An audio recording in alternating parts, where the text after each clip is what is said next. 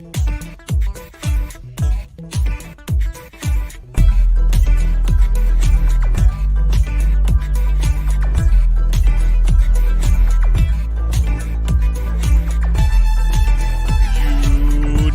Spurs of America, with your hosts, Michael and Jacob.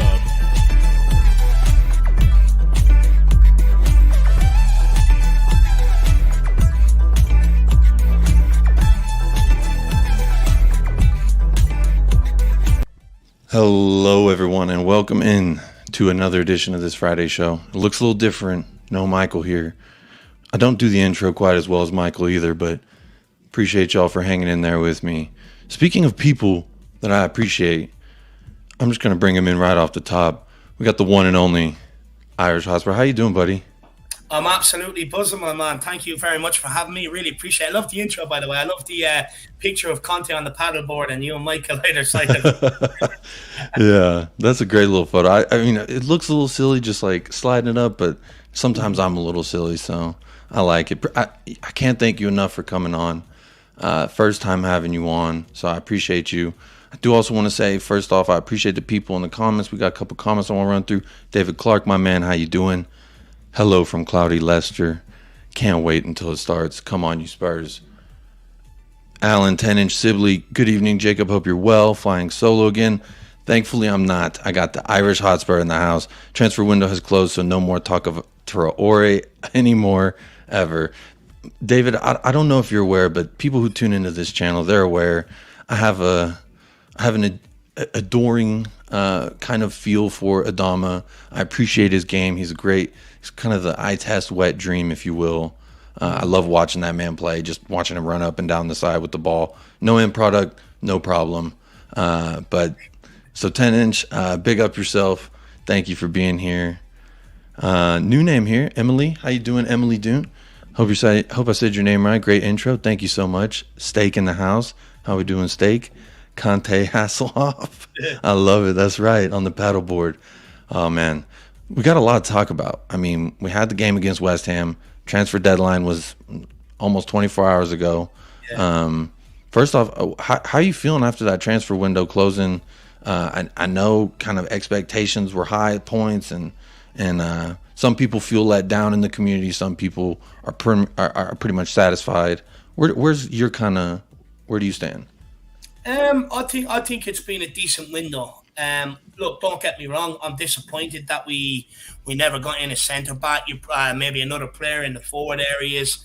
Very disappointed that didn't happen. I think it's a shame that we made such a good start. Came out like a battle of hell, and then just not to get them final pieces to give us everything we can between now and the World Cup. I think it's disappointing. It's a bit of a shame, but all in all, I think. We acted early where before we haven't. It's what Conte wanted. Conte wanted the majority of his signings in before pre-season. Mm-hmm. We got that done.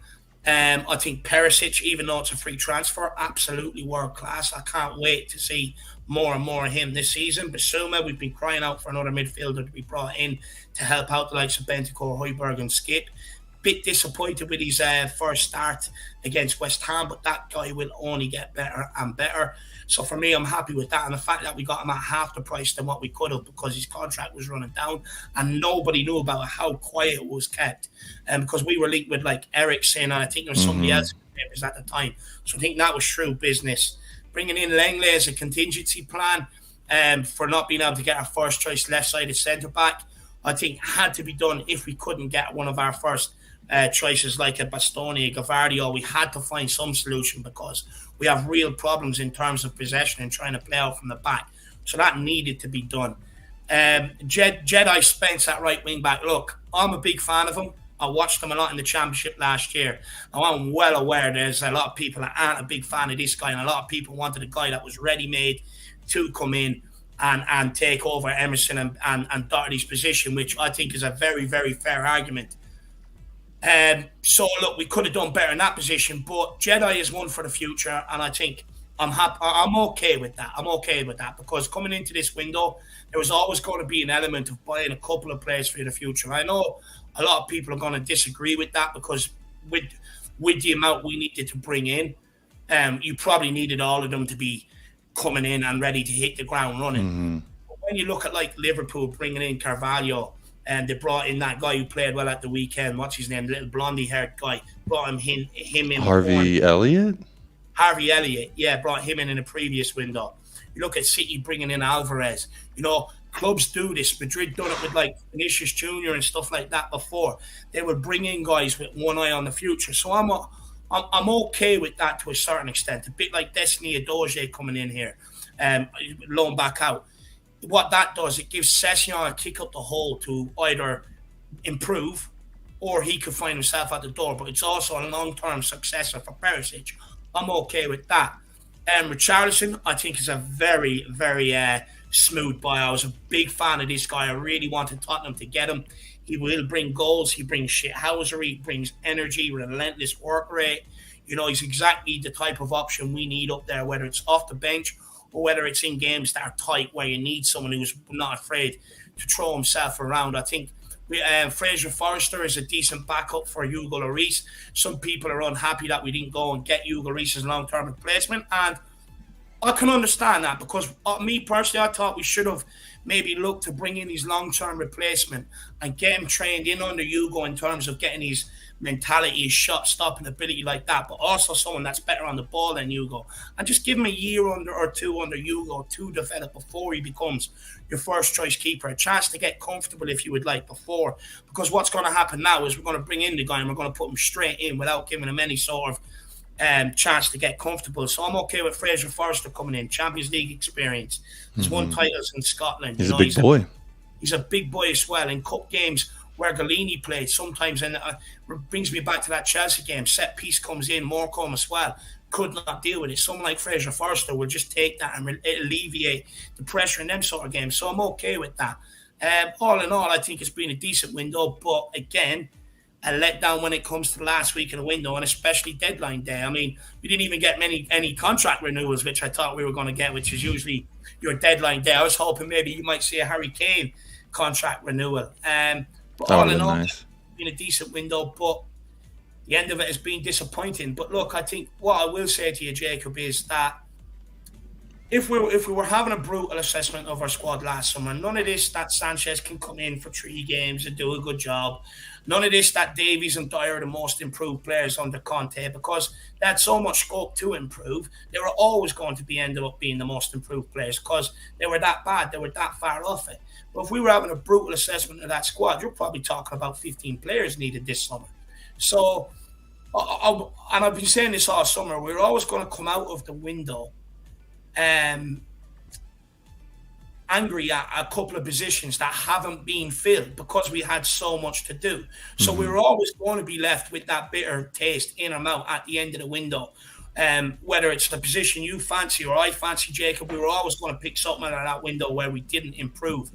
But look, I'll be honest, I can understand both sides. I can understand why people are happy with the window, but I can also understand why people are unhappy with the window. With Champions League, you know, hoping to catch Man City and Liverpool, maybe some of our business could have been a bit more adventurous. Maybe you could have got a bit more players that were coming into, you know, straight into the first team, maybe to impact it. But we're also being brutally honest, it's really hard to assess the summer window we've had because the only one we've really been able to see is Perisic so far.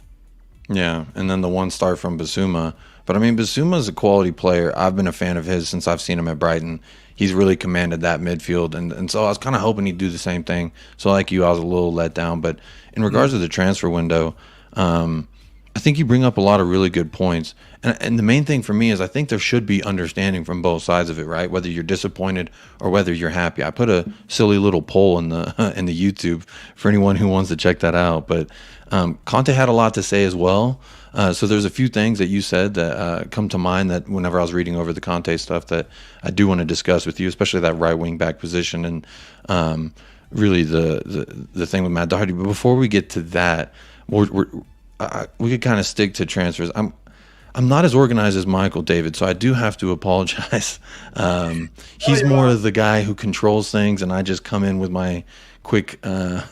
He's like Michael is your Jack, your version of Jacka. Exactly. So we're just two dogs out here in the backyard letting loose. So I apologize. I reference this often. I say I'm a little bit like a squirrel that's just kind of running on a branch. And if there's a bunch of trees, you never know what branch I might go to next. But they're all connected in some way. So in the ideas of what we're looking at as far as deadline day, zero happened, right? We were all kind of thinking at least one thing, maybe me especially. I was holding on hope to the last. I was in the car with my wife. It was like 10 minutes left in the window. She's like, put your phone down, you're driving. I was like, hold on, let me see. I think Fabrizio just tweeted, like, let me just see what he said. And just hoping Adama Traoré coming in. Like, I was like, maybe that 8 million, 10 million, that's a steal for the dynamic in which that man can shift the game. I know I probably promised some people I wouldn't talk too much about that guy. Sometimes I just come back to that. Like, that just seems like a no-brainer. Immediate improvement, either if he wants to play wingback or if he wants to play kind of that right attacking mid. When we played Wolves, he came on as the right wingback. Took 3 of us just to stop the guy. So, but that's enough. I'm done with Adama Traoré talk. He didn't come. The window's closed. I'll stash the baby oil back in the storage. We'll put it away for just a little bit. When you commented last night, I thought you were sitting there rubbing your arms with baby oil, getting ready for me to give a big speech on why we need Adama Traoré. Yeah. Do you know what? With me, I do get what you're saying. I think against the likes of a Liverpool or a City, where maybe you struggle to get out, you could have him as an option where he can single-handedly get you from one end of pitch to the other. But if I'm being brutally honest, I don't see too much difference between him and Lucas Moura. Even if you want to play him at right wing back, I don't see too much difference between someone like him or Emerson or Matt Doherty in terms of end product. So for me, and the fact that this guy has been linked with us for the last 2 or 3 windows now, and we have not made a move on. I'll be honest, I think it's easy for journalists to put that link out there every window, but I also think Tottenham don't mind it being out there because it's look over here and look over here at what we're trying to do. So I think it probably works for us. I know frustrating. I'm like the fish that go in the wrong direction because they're like, look over here, little fish. And I'm like, oh, hell yeah, let's go over there. And really I'm pleased with the Bissouma signing. This is a guy that, I don't know if you play FIFA, but I play FIFA sometimes. Michael plays FIFA. Bissouma is always an automatic defensive mid signing. I mean, sometimes I even put him in that number 8 role and convert him to a cam just because he's got that long foot. But when you look at like the first little bit of business, like we were talking about, Perisic on a free, quality, proven. He comes on even in preseason for the little bit we saw him. I think in Korea, or where was the first? I don't even remember the first time we saw him, but that little bit we first saw him. Sevilla. Rangers, I think, because Rangers. He was carrying an injury for a lot of Korea, so I think Rangers would have been the first game. I stand corrected off. That's not the case. Yeah, same. But either way, the first time I saw this man wearing a Tottenham Hotspur shirt was like, oh, this is what a wingback's supposed to look like. So automatically, I'm happy about that. I'm happy about Bissouma. Fraser Forster, I was like, meh. I kind of wanted something maybe younger, but then I looked into him. I was like, oh, he's 6'7". I'm cool with that. David, I used to play keeper for about 12, 13 years, so I'm in the keepers union. I'm partial to Hugo. When people tell me he's messed up, I'll come up with a million reasons why he did not. It's in my nature. I'll defend him. I'll always say, I think he's still got another 2 to 3 years left of his world-class quality until we need to really worry about that. That's why the Golini, the Fraser, it doesn't bother me. Golini was atrocious, so it did bother me after a while, but let's see. Tom, big up Tom. Thanks for tuning in. Baby oil on hold again till January. Absolutely.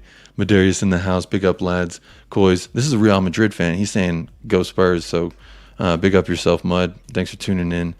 The January window is going to get here so quickly. I hope so. And that was actually my next question for you, David, was do you think we can last in Champions League long enough to see what we could get in January to help us further our run in Champions League? Do you know what? I think I look at that group, Sporting, Marseille. Who's the other team? I can't even remember now. Sporting, Marseille, and Frankfurt, Eintracht Frankfurt. Yeah. The German hot dogs. Yeah. You know what? Big up, Corey. Thanks for tuning in. I think we should get out of that group, no problem. I really do. I think Marseille away is probably the only tricky game that we have. You look at Frankfurt, haven't started off the Bundesliga very well. Marseille finished second up to PSG last year, done some decent business this summer. And Sporting, I think they've got young Marcus Edwards, who was in our academy, once dubbed the next Leo Messi by Pochettino. But I look at that group, and I think we should have enough. I think we should qualify top. I'm definitely looking at it and saying 12 points should be at least, we should be taken from that group. But I think we look at it, I think we follow top. I think we've been real beneficiaries of the Champions League draw, because it could have been a hell of a lot worse. We could have ended up in a real tough group. So the fact that we avoided that, I think we will be in the Champions League long enough to be able to get to the January transfer window. But if we get out of that group stage, we have to go again in January. Like, what we have now is, it's not good enough when you get into the knockout stages and you start coming up against maybe the likes of Madrid, Bayern Munich, teams like that, PSGs, especially with the backline we have. So for me, I think it's imperative and it's a must that we go again in January and really look to strengthen that backline, because the reason why I keep going on about the backline purely is, Jacob, because you look at the impact Virgil van Dijk had on Liverpool. He turned them, like, before he came in, they were winning games 4-3 and stuff like that. They were in a lot of tight games, which is very similar to where we're at times. And when Virgil van Dijk came in, he shored up that back. Like, Liverpool were going on steamrolling teams, won a Premier League, Champions League, FA Cup, League Cup, Club World Championship. And you look at Ruben Diaz, when City brought him in, and it's improved their defence, but it also improved the style of play that we play at the minute. I think you'll see us being able to press a lot more if we had a backline that we could rely on. I think you'd see us be a lot more better in possession if we had a backline that were decent on the ball.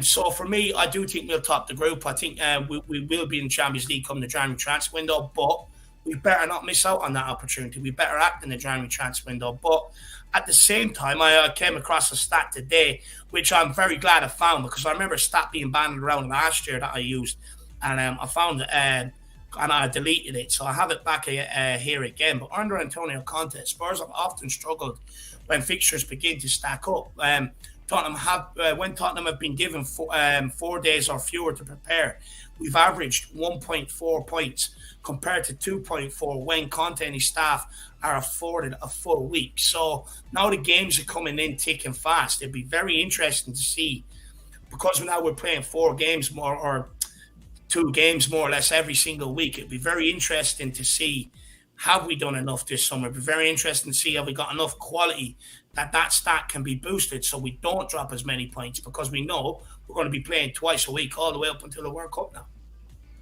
I completely agree with you there. You brought up a lot of really good points. Seen some new names here in the chat. Big ups yourself, and thank you for being here. IVXI. I think I've heard people refer to you as Roman, so big up Roman. Thanks for tuning in. Says the group is balanced. If we are sleeping, there will be some ugly surprises in store. We need serious backups in January. I think that just attributes to what you were saying there, David. Irwin, big ups. That's a new name here. While we got all these new names in here, it's a good moment to say hit that like button. It's free. Hit that subscribe button if you're new. But big ups if you're here already, if you've been here before. I think on YouTube, like, you're supposed to plug, hey, hit that like, subscribe, all that. So there you go. You could do that there. Mick, what's up, Mick? Good evening, Jacob and Dave. COYS, come on, you Spurs, let's go. Rob Patterson, thanks for tuning in again today. Big up. We should still have enough money for transfers in January when Conte sees what we are missing after the World Cup. That's a very good point as well. There was something I was trying to pull up here from Antonio Conte in reference to the transfer window, but when we're looking at his Champions League strategy, and we have a game tomorrow, and then the next one's Marseille, so he said our strategy is very clear, very simple. We go game by game. Tomorrow is the most important game for us against Fulham. This is our strategy. Simple, easy, direct. I mean, makes it very clear. And then the question is, but players always want to play Champions League. It says the players have to play tomorrow to get 3 points, and then we'll see what happens. This is a strategy, very clear, very simple.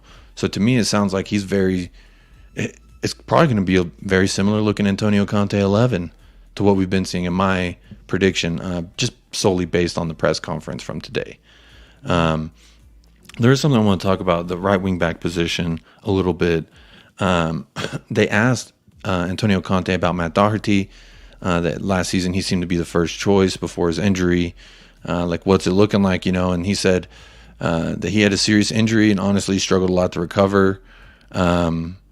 But then this is the part that stuck out to me. He said, "You said last season he became first choice for that role, but I want to win, and I try to pick the best starting 11. Now, if I'm not picking him, it means others give me more guarantees." That line right there. Now, if I'm not picking him, it means others give me more guarantees, i.e. Emerson is giving him some kind of guarantee. So he says, "I trust him. I trust in all my players, but they know very well that I want to win. I want to win, and I want to pick the very best starting 11 in every games." So he's pretty direct. And for me, I love a manager who just says what he's thinking. He said very clearly, "I've talked with the board. I've talked with everyone about what I want, the holes that need to be filled." And he says, "I know this isn't a one window thing, especially when you look at the way these other clubs improve, the amount of money these other clubs put in." So there was a lot, I think, that Antonio Conte gave away as far as what his thinking is in this press conference. And I've barely even started reading the thing. So it's like, I just want to keep reading it. And I feel like more and more is going to come out. Has anything from his press conference today really like stood out to you as far as like what he said? Did it tell you anything? I read a lot of quotes and I watched it. I think his comments on Jed Spence yet again were very interesting, reiterating it's a club signing, it's one for the future. He still has to work with him and stuff like that. I think that was very interesting. His quotes on the window were very interesting. It's hard to gauge whether he's happy or not happy with it. I think he's a bit in between. I think he's okay because he mentions, "Oh, look, the club have done what they can do, but they know we do need more in order to catch the likes of City and Liverpool." And basically alluding to that we haven't closed the gap. Maybe alluding to the gap has got bigger. And even the quotes the other day where we were saying, "Look, we need another 2 transfer windows." Now, how do I put this? I get that a lot of people don't want to wait around because you always hear this with every manager. "Look, another few windows, another few windows, another few windows." Me personally, when I could see what Paratici was doing and then Conte came in, I was willing to give that project a chance. And for me, if Conte says another 2 windows, I'm okay. Hopefully he means January and he means next summer. And then we should be, according to what Conte wants, we should be in a position to challenge for the title. So I'd expect signings in here in January and I'd expect signings in here in the summer. Now, for me, I'm okay. I trust the project. I trust the work Paratici has done. Conte, the boss from the Europa Conference League, a team that was sliding to Champions League. So hopefully now this year we can take third spot or even maybe sneak in ahead of Liverpool, get closer to Man City, and then take it from there. Now the right wing back position is interesting, Jacob, because when we brought in Perisic over the other side, it really highlighted the flaws in our wing-back areas, in terms of going forward, being able to just pass the ball in tight situations, beat players, good deliveries into the box. He has set the standard of where our wing-backs need to be. Now, I think when he makes the Doherty comments, we also have to remember, he also made Doherty comments when he first got here and basically alluded to, "Doherty's not a part of my plans." He told Doherty that, "You're not a part of my plans." You know what I mean? But then he said, I think it was when he came in for them 6 games before he got injured, he basically said that I told him he wasn't a part of my plans. He went away, worked on his game, didn't sulk, didn't moan, improved, and then he got his chance and he took it. But we know Antonio Conte doesn't fancy Matt Doherty. Matt Doherty was a backup until he got that run of 6 games. Look, I'm an Irish guy, but I'm not going to sit here and pretend Matt's good enough. Look, over them 6 games, I'll give credit where credit's due, and I gave him the credit where the credit's due. But 6 games over 2 years of being here, we already know the guy's not good enough. He was supposed to come in and replace Serge Aurier. He failed to do that, in my opinion. That's why we went and got Emerson. And I think when you hear them quotes about others give me more, I think he's alluding to Emerson defensively. I think Emerson defensively is good. The problem is going forward. And you can see Conte's trying to build a plan around that, because when Emerson does the overlap and gets the ball, he gets Kulusevski to pull back and wait there to put the cross in. So he's coming up with a contingency plan to make efforts on Emerson maybe not being good with the ball. But Emerson's frustrating, man. I see him, like against West Ham, for instance, puts the ball between one of the West Ham players' legs, puts the ball in the box. You know, we get a chance off it. Why can't he do that more consistently? It's very frustrating. And it's clear. I don't think Conte is happy with what we've done at right wing back. I think he wanted someone that is ready to go now, ready to give him what he needs in terms of on the ball and off the ball. Mm-hmm. And he obviously had his ideas, but the club decided to go against that and then bring in Jed Spence. So for me, I think he's probably reluctant to give Jed Spence a go, but I would give him a go against Fulham. Go on, kid. What can you do differently for me than what Emerson and Doherty offer? Yeah. That's what I would say to him. Go out there, do your thing. Let's see what you can do. But with Antonio Conte, I don't think he wants to take that risk. So right wing back, maybe left a little bit short, but I believe in Jed Spence. I think he's going to shock a lot of people when he gets his chance, you know. He did make the little cameo against his former team. He was fast. I like some speed. I think pace is a big part of the game. Now, I'm curious. They did ask Antonio Conte about Spence. So let me see if I can find that real quick. They said, you're seeing a lot of desire from Jed Spence in training, and he came on against Nottingham Forest. Is Jed in a position to start? And he was pretty direct. He was pretty clear that he said, when I speak, I repeat the signing of players. And then for me, I consider what we spent money for, Richarlison and Basuma, because those are two players that play many games in Premier League. And now we're talking about players who are ready to play. But about Jed, he said, I always say this is about an investment by the club to sign a young player. There was a line here that really stood out to me. He said, he is a good prospect. He is a perfect prospect for Tottenham. But then if we talk about trying to be competitive to win, for sure we need other signings. This has to be very clear. Otherwise, we make confusion. And I want to be very clear under this aspect. For sure, he will be a good player for the future of Tottenham. For the future of Tottenham. There it is. But if we're struggling at that position and you've got a wheelhouse of characters, why not? You know, I'd be interested to see. Emerson has actually been improved this year, in my opinion. He hasn't been the biggest liability. Now, I will say the Chelsea game, he did not look good in that game. That was probably his worst game this season. But he hasn't been the worst player, and that's what we were kind of accustomed to. I feel like Conte rewards that loyalty from Emerson. I don't know. He keeps rewarding him. For some reason, he absolutely loves him. I don't know why. But you know what the problem is, Jacob? And it's not only in the right wing-back position, it's the centre-back position. And you could say, you know, probably last season up until Bentancur came in, the same in midfield when Winks was there. The reason why you see our results so up and down at times, you know, I'd take the back end of the season out of that because we actually put a bit of consistency together. But before that, the reason why these results have been so up and down is because it's a reflection on the players we have. They're inconsistent. One game, Matt Doherty, for instance, could put in a great game. But then the next game, he's absolutely awful. And that's why you see our results up and down. That's why we win one week, drop points the next week.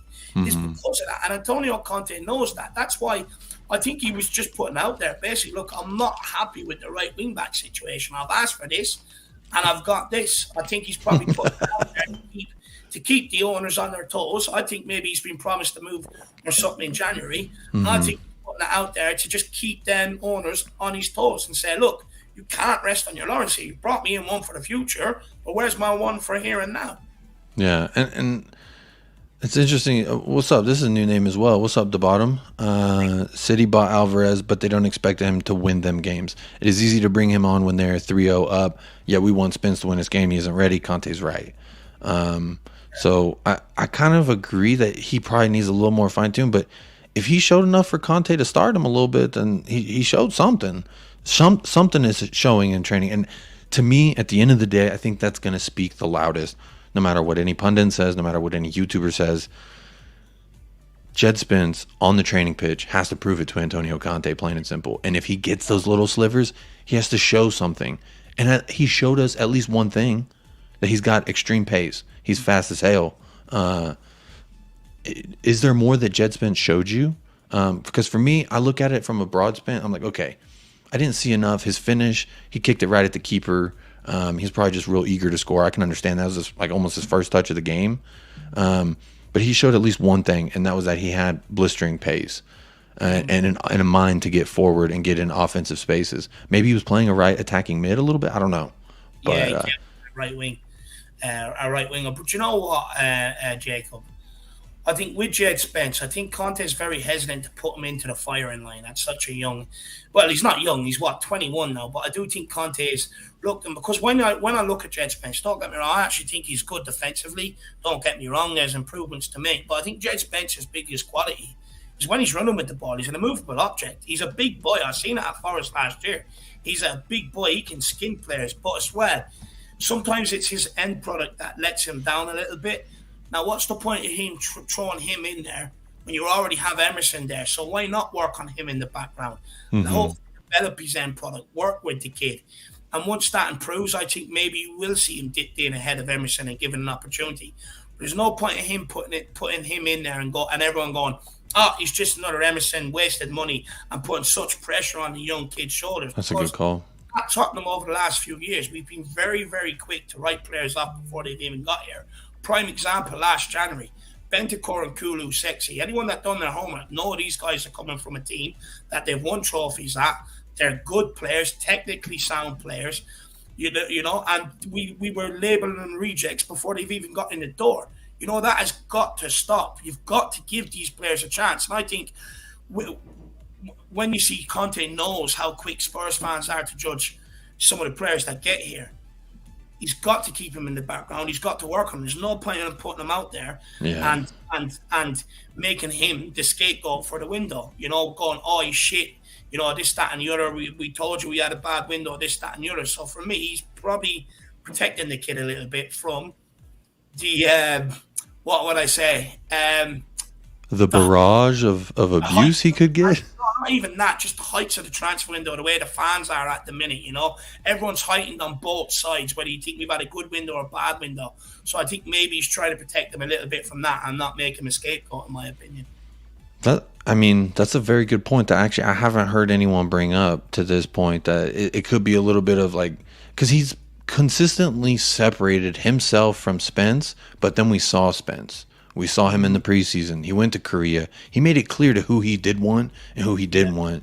So that's a good point that you bring up. That gives me a lot actually to think about. Big ups, THFC Till I Die. Dermot says, please, everyone like and subscribe to help the lads. Do what Dermot says. Hit that like, hit that subscribe. Actually, I think this is a good moment to pop up this little banner here for y'all. It's a new link. If you want to be a supporter, head on over.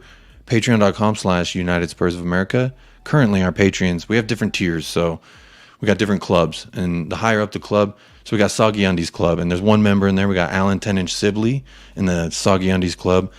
In the 10-inch club, founded by 10-inch Alan, we got Queen Ellie from Tottenham Till I Die, Leo COYS from 1882, or Mile High Hotspur, excuse me.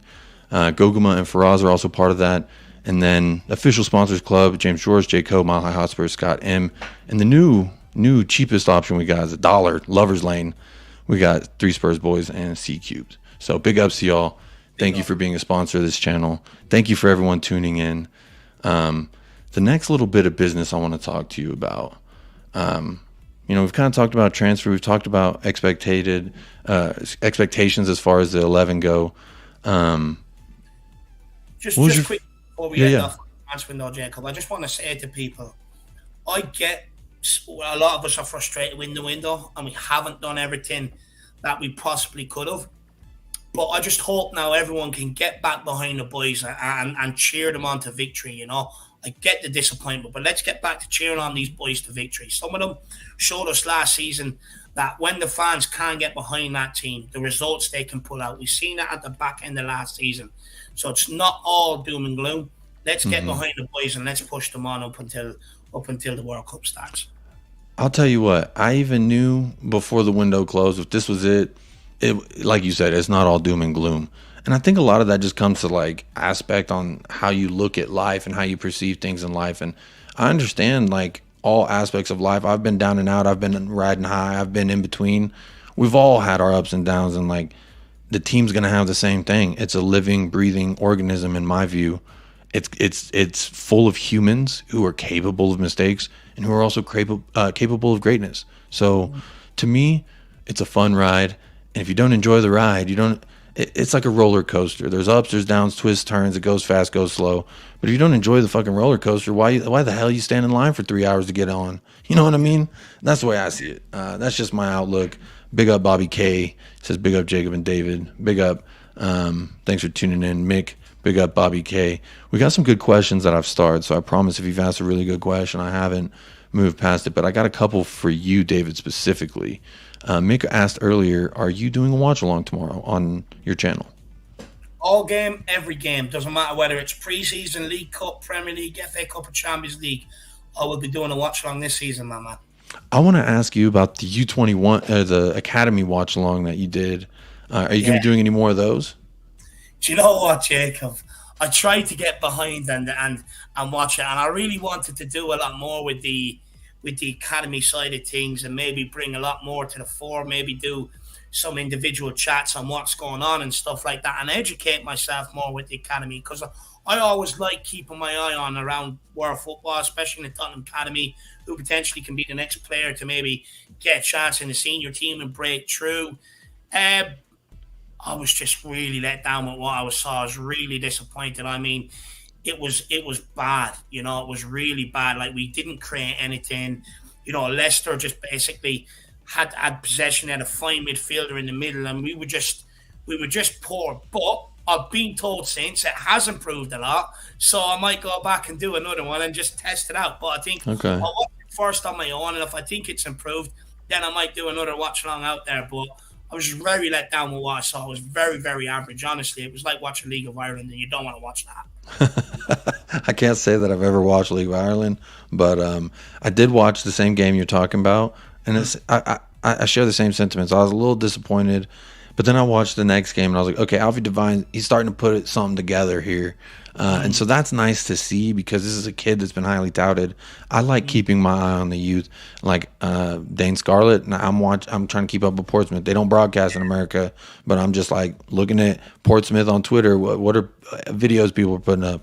I think the youth is a big aspect to the club, just in general, and in all clubs. I worked for an MLS club, FC Dallas, and here in America, and they've never won a championship, and they've been in the league as long as everybody. And they've never won the big shaboodle. But what they pride themselves on is the academy. If you look at the United States men's national team, a lot of them came from FC Dallas academies. So they've really been at the forefront of that. Now other clubs are starting to follow. They got Philadelphia Union. They're starting to really put emphasis in the academy. So for me, working closely to a club, seeing the academy, interacting with some kids from the academy, I was like, I just think about, okay, what if I was in Tottenham? Like, these kids are the same kids. They're just kids, man. And they got so much room to improve or to just stay where they are, get a little better. So for me, it's fun to watch. I'd be interested if you do some more. I'll definitely tune in, buddy. Do you know what, man? I should really have more patience, because with Ireland, we kind of got rid of a lot of the old guard and just brought in a lot. Basically, most of the under-21 squad that was on the verge of qualifying for a major competition ever. So we brought a lot of them in, and there was a lot of patience that was needed. So I do get it. I probably should have shown a bit more patience to the setup, but I was just really disheartened with what I see. But we've got some good players. I really like Harvey or Alfie Devine. I think he's definitely got something about him. He just didn't show it against Leicester. Josh Keeley, I think he's very, very good with his feet. I will give him that. Very good. Very good with his feet. I like him. Tyler Ashcraft, I thought I was a bit disappointed with, one of the new signings. Charlie Sawyers, who played, who we signed midway through last season, I was very disappointed with him. Very, very disappointed. What about number 7? I don't know his name. That's the problem, is they don't have names on the back. I just know them by their number. Number 7 looked pretty good. Number 11 as well. What's his name? Medulla or something? Santiago? Is it Santiago? See, when you were doing it, Dermot, I think he had a roster, and I was like, dang, where'd you get that roster? I want one. I want to know the names and the numbers. I'm a big numbers guy. Ever since I was a kid and I watched any sport, I always associated players to numbers. So I'm kind of a nerd like that when it just comes to like player numbers, roster numbers. That's how I remember things. When we play opposing teams, especially our rivals, I try to not know their names, and if I do know their names, I usually make some kind of rendition about it. That's usually inappropriate, but it would be interesting to see how the young striker we got on from how he gets on that we brought in from Sheffield United. That guy, I think, banged in 34 goals in 34 games for the under-18s. And then banged in, like, I think it was like 4 in 12 for the under-21. So it'd be interesting to see what he's like. But we've also got another good one coming through, young Jamie Donnelly. He was banging him in all the way through last season. And it'd be interesting to see how he gets on with the under-21s this season. And I think it'd be a good experience for him as well. And what I'm actually more interested to wait and see is, do you know that cup? I forget the name of it. It's where a lot of the lower league teams come in, and then the under-20 ones are put in a group, and then you come out. I think it's like the Johnstown Paint Trophy is what it used to be called. I can't wait for that to come around to see how they get on against actual teams. I think that'd be a very good watch. Yeah, I just enjoy it. The different divisions of football. Like whenever I first started learning the sport, and that was the thing when I was younger, why I guess I shied away from it, because it was so complex and so many leagues, cups, competitions, national team, and it was just like so much information. I only took in like the biggest stuff, like Messi, Ronaldo. For me personally, Zlatan Ibrahimovic was a big guy that I love. A big striker. I love a big nasty attitude striker. I love it. His shithousery, all of it. So I see a little bit of Richarlison. He doesn't do quite as spectacular things, but that same attitude, that dirtiness, that's why Richarlison's growing on me. Michael, my counterpart on the show, he was super excited about Richarlison. I was kind of like 60 mil. I don't know, because anytime we played him at Everton, I was just like, I don't feel threatened by him. He tries to act tough, and I don't feel threatened. He didn't give that to me. Just from watching us play against him. But I gotta say, like, the more I watch him with us, he comes on 13 minutes, 20 minutes, whatever, he gonna put something on somebody. He's gonna upset somebody. And I think attitude is a very underrated aspect and quality when it comes to players, because I grew up, my stepdad raised me, that attitude in life, it's all 90% how you react to it and 10% what happens to you. And your attitude about it is what's going to make or break that. Like it's all about how you react to something. So, spot on, man. Do you know, I have a similar philosophy. Like, even when something goes wrong, there's no point of throwing your arms up in the air and moaning and crying about it, because by the time you're finished with that, you're going to get down to, okay, what's the solution? So why not just keep a calm head, get the solution straight away, and get it sorted? Very similar. I like that. Yeah. Like-minded individuals think great. Ellie, great comment here. It says 28 in the chat. I see 39 in the chat tonight. Big ups. Come open the window, Jacob. I'm sweating like a pig. Yeah, go ahead. I'll plug some stuff while you're away. 13 likes. I'm looking here. We got 28 likes now. So big ups to everybody who listened to Ellie. Also, massive thank you to everyone who subscribed in the past hour, or I guess 43 minutes. We were shy of 250, and now we're sitting right about 264. So that's quite impressive. So David, I can only thank you for bringing over really good people to a channel, and they're supporting me as well. So big ups to everyone who follows David and showing some love here to United Spurs of America. Big thank you for that, and big thank you for Ellie for reminding folks, hit that like. It's free. You don't got to go to Patreon. You don't got to be a member of the Soggy Undies Club just to hit that like and subscribe. There's some terminology here, David, that we use on this channel. One of the things we found it was 10-inch, and that's because of Alan Sibley. So that's another club that we got. We keep things kind of fun, kind of silly, kind of weird. So I appreciate you. You've got to have fun with what you're doing. You've got to enjoy it. If you're not enjoying, exactly, it always comes back to the roller coaster for me. Why are you going to wait in line for 3 hours if you don't want to ride the ride? Big up David Clark, been here the entire time, been here before the show started. You have to remember Romero is a signing counting this year at 45 mil. That's a good point. I did a little pop-up show last night on the channel just because I had some things I wanted to say. I didn't want to get too serious, but I just wanted to chat some shit. So I did a little pop-up. And I referenced a guy on Twitter. Normally on Twitter, I shout out our source. It's the only source we use, at whoever the fuck, because at whoever the fuck on Twitter told me this. But this person, I'm going to give him a special shout out because his name's Cody Mack from Canada. Yeah. He also bakes a lot of bread, really good bed breaker. But he said net spend listed at 118.04 million for this window. 45 million on Romero included, kind of what you're saying here, David, was 16.2 on Udogie loan back to Udinese. Then he put a list of the net spend for the previous 3 years, and the average of that was 72.74 million. So that's like in excess of 41 million that we've spent. Now you could say it was all just because of this Romero signing, which was the obligation, which to me, 5 years of Romero, I mean, sign me up.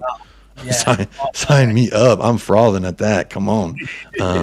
This man, we give awards after matches. We give man of the match and we give BDE of the match. And this man, Romero, when he's out there, he's typically winning that thing because he plays with so much BDE, he plays with so much confidence, plays with that third leg. And I love a player that plays with his third leg. Rob Patterson, if we've been drip-fed signings, I think more people would have been impressed with the window just because it all happened at the start. Some people are disappointed. This was also a point, Rob, if you remember last night, thanks for tuning in again, that we kind of talked about. Like at the beginning of the window, right when, boom, Perisic before it even opened because he was on a free. And then boom, boom, boom, we just started doing business. To me, we were all like, whoa, the meme of Vince McMahon from WWE is like falling out of his chair. Everyone was excited. And I think people thought that was going to continue. But there's only so much gas in the tank to get you to your next gas station. At some point, you got to fill up again. And I think that fill-up's coming in January again. Conte, very direct. He said, this is a 3-window thing. And to me, that just sounds like he's going to be here for at least 3 more windows to see.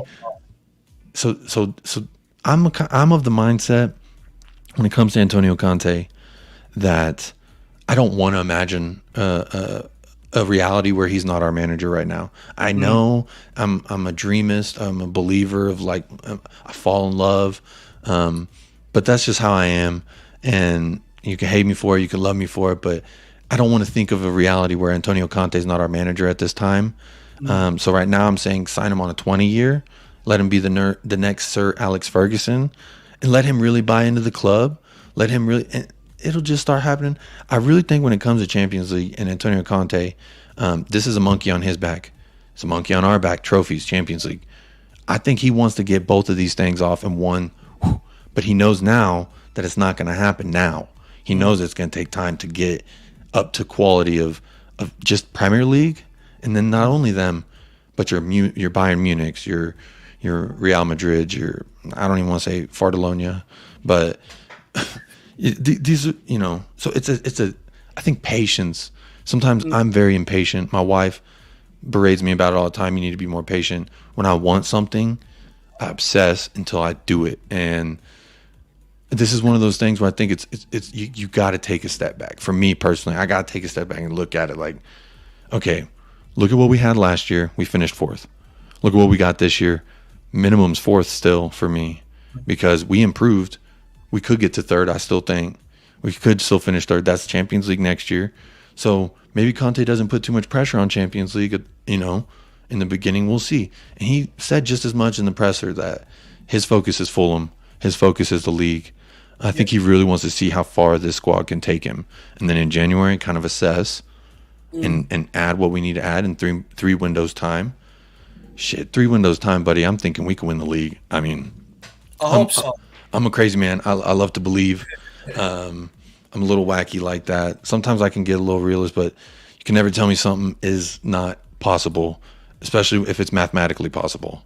At this juncture, it's mathematically possible. Do you know what way I look at every season, Jacob? Look, you can look at it and say, look, realistically, look at our squad. We can only do this. But I'm one of them people. I think you should always look to achieve the maximum possible, like if at the start of the season. And then once the season goes on and maybe, mathematically you can't win the league or you're not there with the Champions League, then you adjust your focus. But you should always set your focus for achieving the highest you possibly can and then readjust as the season goes on. And when it comes to the Champions League, my man, I don't think any Spurs fan is sitting here expecting us to win it. We all know Antonio Conte doesn't have a great record in the Champions League. Mm-hmm. But when you look at when we got there in 2019, we got an awful lot of luck our way. We got out of a group with Barcelona and Inter last game of the group stage. We got the offside decision right at the end of the game against Man City. We were lucky that Lucas Moura turned up against Ajax. And that was a midfield pairing of Winks and Sissoko. So who knows? Maybe we might be lucky. Oh, my God. Don't remind me of that. I don't think we're going to win it, but you just don't. The thing is, I wouldn't write us off because, with Champions League, you just don't know. We might get a bit of luck along the way. And what I will say is what we lack in quality, maybe compared to other teams, Antonio Conte makes up with his management ability. And hopefully that will level it out. Mm-hmm. That's a good point. Big up, Phil P. Thanks for tuning in. Ain't seen you here. United Spurs America. Hit that like, hit that subscribe, buddy. He says, it ain't the card you's dealt. It's how you play them.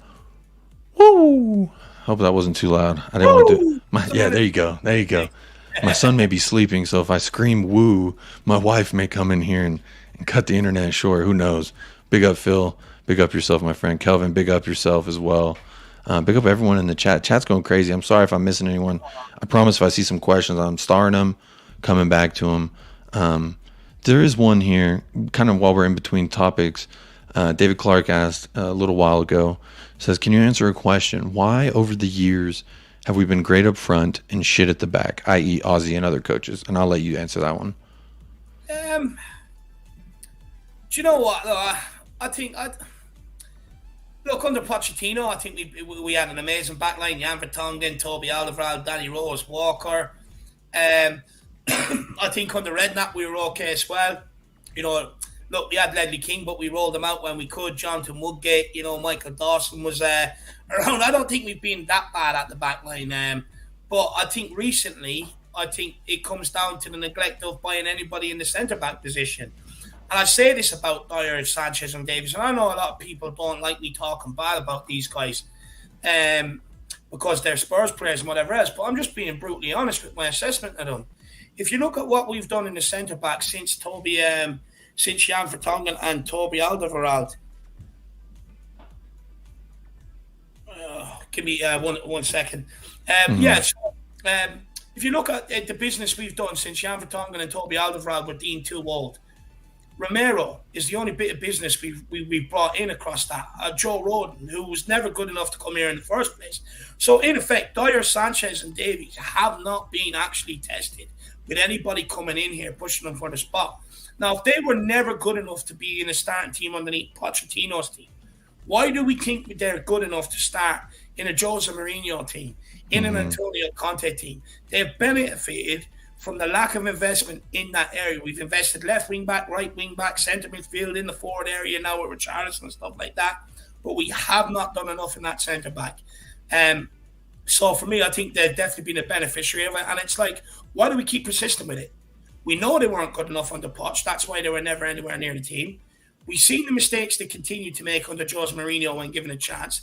Yes, they've improved under Antonio Conte, but them same frailties are there. That back line is hindering the way we play out of possession because they're so erratic on the ball, but they also hinder us in terms of what we do out of possession in terms of pressing and stuff like that.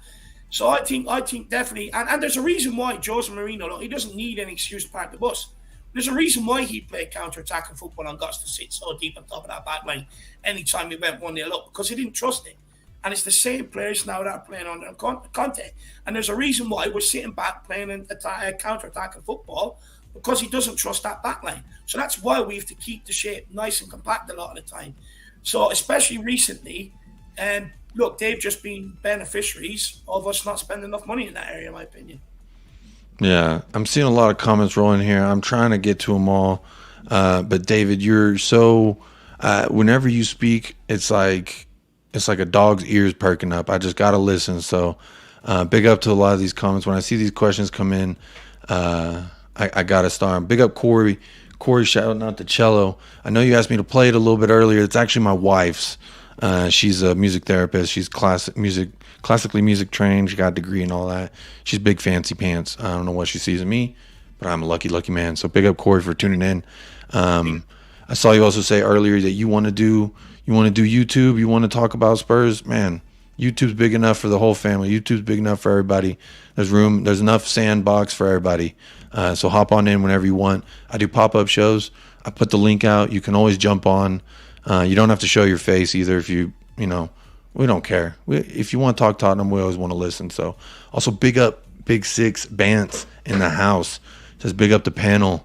Like the stream. Also, people, let's go. Hit them likes. Come on.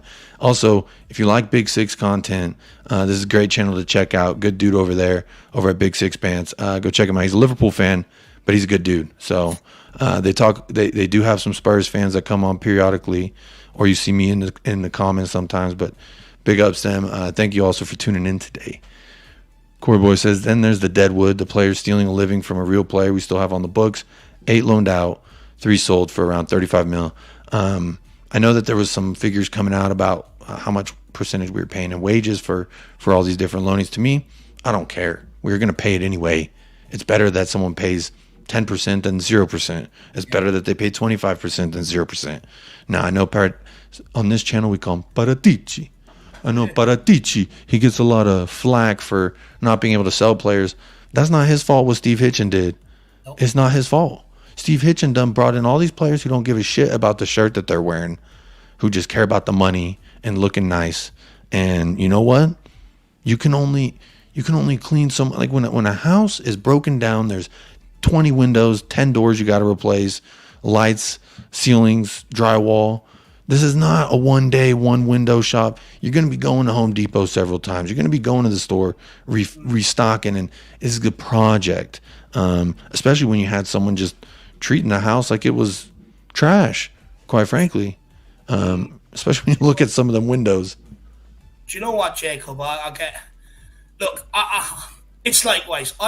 People get wound up with me calling Paratici the Don and doing, can you smell what he's cooking and all of that, right? I also get wound up with how much they criticize this guy. I mean, Steve Hitchen was given a complete free pass.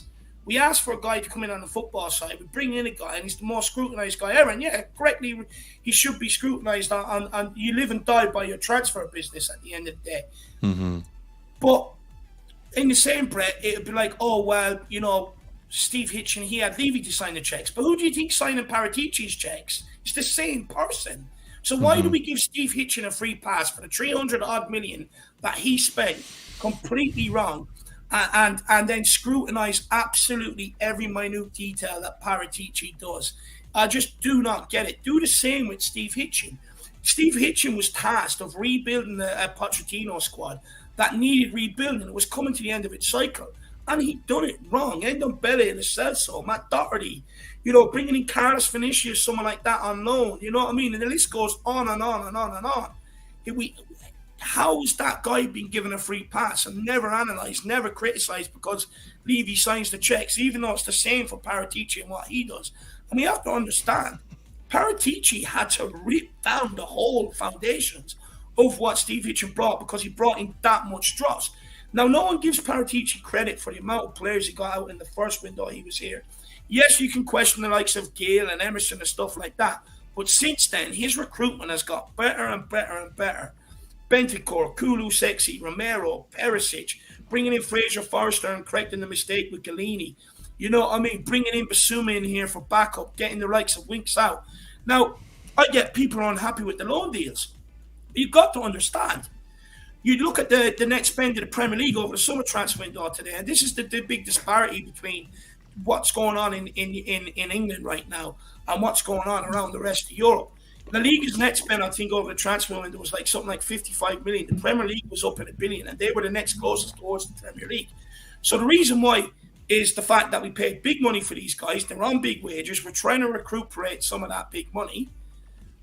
But, you know, at the end of the day, when money's tight all across Europe, what do we expect? We can't make the other clubs magic up money, and they're going to be a lot more frugal with their spending. They're going to analyse their signings a lot more. So why would they risk money on these guys when they know how inconsistent they have been? When they know how inconsistent that this guy is, these players have been, how costly they've been.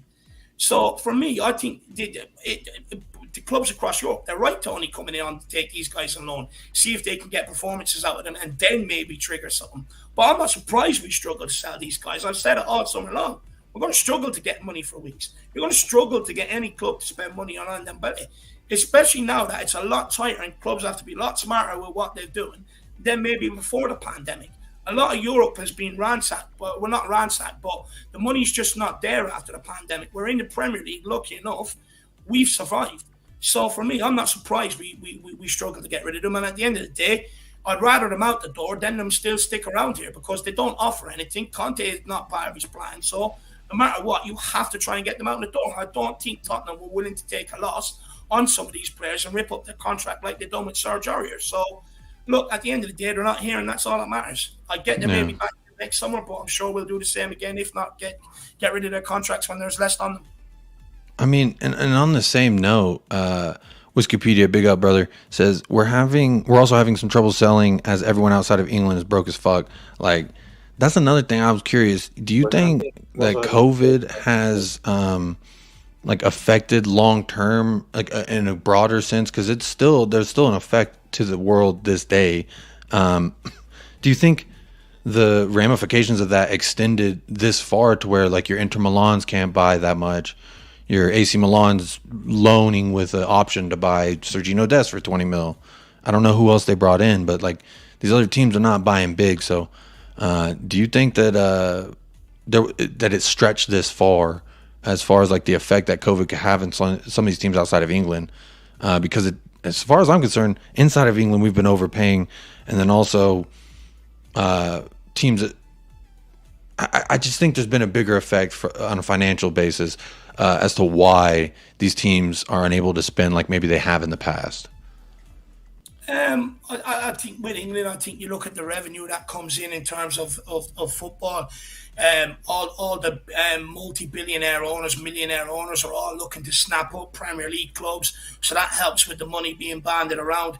And in Europe, some of them it's their own doing because they were wild before the pandemic with some of their spending, and it's come back to catch up on them. Some of their owners have, that they're in debt and they need to recuperate and stuff like that. But yeah, for me, I think the pandemic has had a massive impact on what a lot of these clubs can do, in my opinion. I'm going to pull up some of these other starred questions we got. Let me take off that one from David Clark that we got. Phil P says, big up, Dave. Question, whereabouts in Ireland are you? I have a family in Tip and up in Wicklow. I hope I said those right. Woo! Yeah, you did actually. Look, my father's side of the family, with his father, they actually stem from Tip. I've got family down there in, what's the name of the place? It evades me now, but I've got family down there. It's on the Waterford Tip border. I forget the name of the place right now. And then Wicklow is right beside basically the county next to me. I'm in County Kildare, my man. Okay. I'm not going to pretend to know any of these places, Dave, so bear with me. In America, I don't think our school system teaches world geography enough, because when it comes to some places, I'm very uneducated, but I love learning, so thank you for educating me there. I'll take that one off. Let's see. IVXI, VII, VIXVI. Big ups. What are we lacking in ability we are starting to pick up in fight and grit? Actually, that's not a question. I started that. I thought that was a question. So big ups for that question. This one's kind of off the wall. Alan Bennett says, are you a bum man or a boob man? I'm a everything my wife got. And I'll say she checks all them boxes. I'll just put it that way.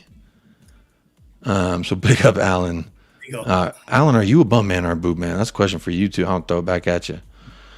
Let's see. The bottom's had some really good stuff. Really, really good, insightful comments as well. So thank you so much for tuning in. It says, add Jacob and David, who do you think will be on the bench tomorrow? It'll be very interesting to see how our bench looks. I don't know if I'm more excited to see 11s just because I'm curious, like, is Conte going to rotate? Is he dropping players? Like, what are we going to do? Do you expect there to be much rotation, if any at all, for Fulham tomorrow? I would like to see some rotation. It'd be interesting to see what happens with Romero. do we put him straight back in, or do you hold him back for Marseille? I think maybe Perisic could be rested for Marseille because it's on Tuesday night. Session might come in. I don't think we'll see Højbjerg. I think you look at the injury he was carrying, especially in the second half against West Ham, his performance. And, I just think the last couple of days, or especially today, it'd be, or Thursday, sorry, that will be sore. I'd say it'd probably barely be able to move it. So I think he'll be taken out. And I think you see Benteke's come back in beside Bissouma. I think you'll see Richarlison come in. Now, whether he comes in for Son, to give Son a break, hasn't been at his best, or do you keep Son in, get him some form against a newly promoted team? By the way, Fulham have hit the ground running. They've been decent so far. Or do you even drop Kane or not drop, but rest Kane for the Champions League, put Richarlison up top and keep Sonny out there? So I definitely think you will see some rotation with the Champions League for sure. This just came in and it distracted me a little bit. I'm going to get back to the Fulham lineup, I swear. Cockeyed TV, Golden Cockerel, big up. Says, you do an awesome Irish accent. I don't know about awesome. See if Dave can guess what part of Ireland it's from. Dave, I'm not going to waste your time with my very horrible accent.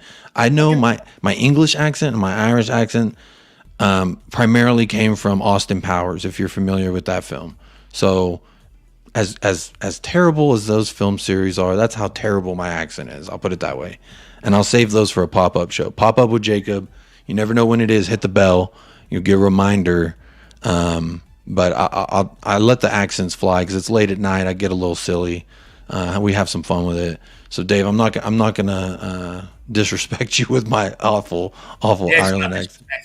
Give it to me. Go on. Also, Conor McGregor too. He's also a big staple, and I quote Conor McGregor the most. So honestly, I feel I'm on the spot. I'm gonna let it slip up. I'll let it come up in the stream. When I'm on the spot, there's too much pressure. Too much pressure I'm feeling. Alan, big up Alan. THFC till I die. How many bad players did Steve Hitchen get? We wasted the bail money. We need to trust in Conte. I trust. Big up. I trust as well. Come Fetcher Jacob, making sure he doesn't sleep on the sofa tonight. It is not a comfortable sofa. I do not want to sleep on it, my friend. Great answer. Alan is a boob man. There we go. Cleared that up. Bentancourt is back in training. Yeah, Conte actually said that he's 100% ready to go. That also Christian Romero, he also said that he trained twice since West Ham. I think the only issue, like you said, is with Pierre-Emile Højbjerg, the general, the Viking, the janitor, whatever you want to call him. I'm a little bit, this is kind of raising a little bit of a question with me, David. We got to see already Højbjerg and Bissouma. And when we signed Bissouma, I felt like this immediately asked questions. Okay, what's our midfield? Who's the best pairing here? And we, when we started seeing the same 11 that got us Champions League, I was like, okay, this is the same 11 that got us where we're at. That's fine. This is who Conte trusts. And then when we got to see Bissouma because of injury with Højbjerg, I was like, okay, I'm excited to see this. I want to see how this works out. Now we know how it worked out. We can all agree that Bissouma was disappointing, but we know that he's better than that. But now we're going to get to see kind of the opposite, kind of the other counter argument. It was always, is it going to be Bissouma and Bentancourt? Is it going to be Højbjerg and Bissouma? Or is we just going to stick with Bentancourt and Højbjerg in the middle? So, for me, these little minor injuries, maybe they're a blessing in disguise because we're getting to kind of work out who the best works together with. I don't know. What do you think? I'm a little excited because if we get to see Bentancourt and Bissouma, to me, that's a good deal because now we're going to get to see what that looks like as well. And that's kind of what I was hoping was that we would get to see all these rotations of the midfield to kind of give us an understanding of who's going to be the best to work together. Yeah, it'd be nice to see what Bentancourt and Bissouma, I call him Bissouma after Moussa Dembele. Oh, okay. Bamoussa. Sorry. Yeah, Dembele. And for me, I think it'd be great to see what them two can offer. I think Bentancourt is very good on the ball. I think Bissouma is hard worker, also decent on the ball as well. So it'd be nice to see what they can offer. But Conte's quotes were interesting after the West Ham game, saying, he's a level below Bentancourt and Højbjerg, and he's a lot to learn tactically and stuff like that. So it's up to him to get up to it very quickly. But No, I think Højbjerg gets a lot of unjust criticism, in my opinion. I think even when he plays well, people are very don't want to give him the credit. They say he's bad on the ball, but ignore all the passes that he's put through. In fact, he's probably been our best midfielder on the ball so far this season, in my opinion. I think Bentancur has been a little bit off it at times. But for me, I think going forward, I'll be honest, I think Højbjerg will retain his place in the team. I think it'll be between Bentancur and Bamusa, who rotates beside Højbjerg, because I think, look, people have their doubts about Højbjerg, but the guy has only been dropped once really since Antonio Conte has come in, and that was against Wolves, and we lost. He's played nearly every Premier League game since he's got here as well, since we signed him. And a lot of managers trust him. He's a part of the leadership group at Tottenham Hotspur. He's him and Dyer are usually first in the training ground every day and last to leave and stuff like that. And Antonio Conte really, really likes Højbjerg. He was asked about him the other day. He was asked, that Højbjerg splits a lot of opinion in the fan base. And what's your thought? He was just saying, look, Højbjerg does exactly what I want to do, and he doesn't split opinion in my head. So I think Højbjerg will be your mainstay, and then it'll be between Bentancur and Basuma, who rotates alongside him. I'm of the same mindset, because when I look at it, who's been our best midfield since Højbjerg came on? It's been Højbjerg. And I'm open to debate anybody who sees it otherwise, but Antonio Conte trusts the man. He started every game for Antonio Conte. I see some comments like talking about Skip, that it's Skippy time. Rob Patterson says, why aren't we mentioning Skippy? I was excited to see him on the bench. I think he's got a lot of talent, big ceiling. I just need the dude to stay healthy. I need him to I would like to see him maybe come off the bench if we're up or something, and just see him get some minutes in his boots. But for me personally, I had this debate with Michael, my co-host, about Højbjerg or Skippy, who we should move forward with. He was of the mindset Skip, I was of the mindset Højbjerg, and my main argument was the best player is the one who's available. You can match up players and look at their raw ability, their natural talent, or how beautiful they make the game look, or their technical abilities, etc. But when it comes down to it, if you have Neymar with no leg, he could be pretty and beautiful on the ball, etc., but he's broken and he's not available. So the guy who is available, that never gets dropped, people trust him. I have a hard time dogging on the guy, because he does the dirty work and he makes it look ugly. And in the offense, he'll have a nice ping ball over the top. He'll have a nice through ball, or he'll pass, but he doesn't look good doing it. He doesn't make it look like the sexy game that some players can make it look. Basuma in that number 6 role, he kind of commands it. He looks like a boss doing it. And it looks nice. It looks a certain way. And Højbjerg it doesn't look that way. But at the end of the day, he does the job that is hard to do. So I'm excited for the rotation personally, because it's kind of what I wanted to see. Basuma, for me, I think he's eventually going to be a surefire starter in the 11. But I'm also excited for Skippy. He's still young, but he's just. What's your take on Skip? While we're talking about, I really like Skip. I think he's an all-action sort of midfielder, very energetic, does both sides of the game. I think. Look, we should never have been in a position where Skip has come back off a loan from one season at a championship club and walked straight into our midfield. That was more of a reflection on how poor that midfield was at the time, with Winks in there and stuff like that. Now, I think since then we've brought in Bentancur, Basuma. So it's right. Skip is now, he's got a lot of people he can learn off, take different pieces from all of their games. And for me, I think, it's right to have competition there for the guy. How good are you really? Can you get in ahead of Basuma? Can you get in ahead of Bentancur? Can you get in ahead of Højbjerg? And it's what he needs, and it's what he should expect at a club like Tottenham to have that sort of competition. So for me, I really like him.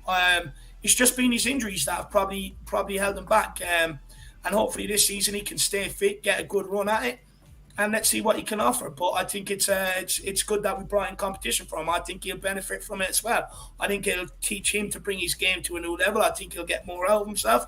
And he's one of them. I think he's up for the fight as well. So let's go. Let's see what Skippy can bring. But I really like him.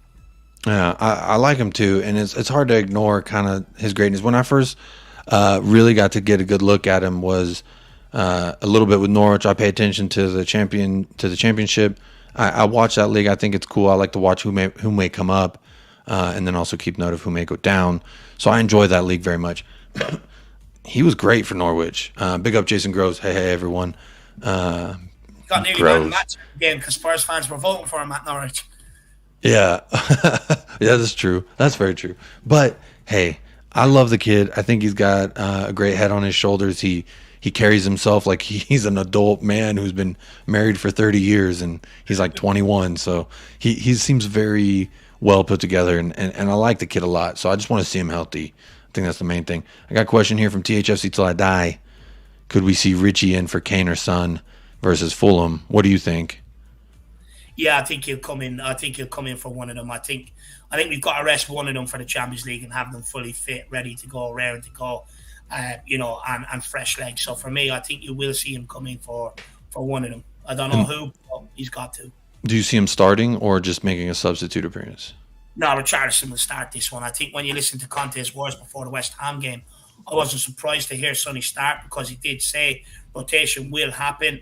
And he kind of said something, I can't remember what it was now, but he said something that made me think he was going to play Sonny this game. But then Richarlison will get the Fulham game. Okay. I mean, that makes me think that because his comments, though, made me think that he would probably just stick with the same 11. I guess more or less I'm just accustomed to him doing that at this point. But for me, I would like to see a little bit of rotation. No offense to Fulham, they got a new little squadron of players coming in. I know they want to stay up. Nottingham Forest working hard to stay up. So they're really going to make a fight out of it, and I know that. But again, these are teams that we just got to go out there and pretty much dominate. You look at Southampton, you got to go out there and dominate. Fulham, you got to go out there and dominate. These are teams, with all respect due given, our aspirations are higher than where they are, and that's no disrespect. That's just the reality of the world we live in. Wikipedia, sorry, there has not been any Sunny underwear picks on this show so far. We saved those for the late night streams. Sonny did that Calvin Klein underwear shoot, and since then it's just been full debauchery on our shows. But this show, I try to keep it a little more football related and less Calvin Klein photo shoots. Ron, big up Ron. I think you said you were in Fiji earlier. Big ups, my friend. Actually, where is everyone at today? We got almost 50 people in the chat. Where is everybody tuning in from? Where are you tuning? I think Ron said Fiji, so big up Fiji. Says, I love Hojbjerg as our holding midfielder. He does all the dirty job required to stop an attacking sequence. Even his blocking is great. Let's hope Basuma and Bentancur can do great things together. He's a big miss. I think we both... do you agree with that, Dave? That Hojbjerg would be a big miss? Or is it just we're going to be all right because it's Fulham and we got Bentancur and Basuma? No, I think we will miss Hojbjerg. I think we'll miss his energy, a bit of the leadership in there. I think maybe potentially you might miss a bit of the ball winning ability, but I do think Basuma and Hojbjerg or Basuma and Bentancur, they have more than enough to be able to perform against Fulham. So for me, I think where you feel the effects of missing Hojbjerg is if it's more long term rather than on a rotation purpose. I think we have more than enough in the two boys, Basuma and Bentancur, to beat Fulham. If not, what's the point in buying them? What's the point in buying them if they're not good enough to play against them?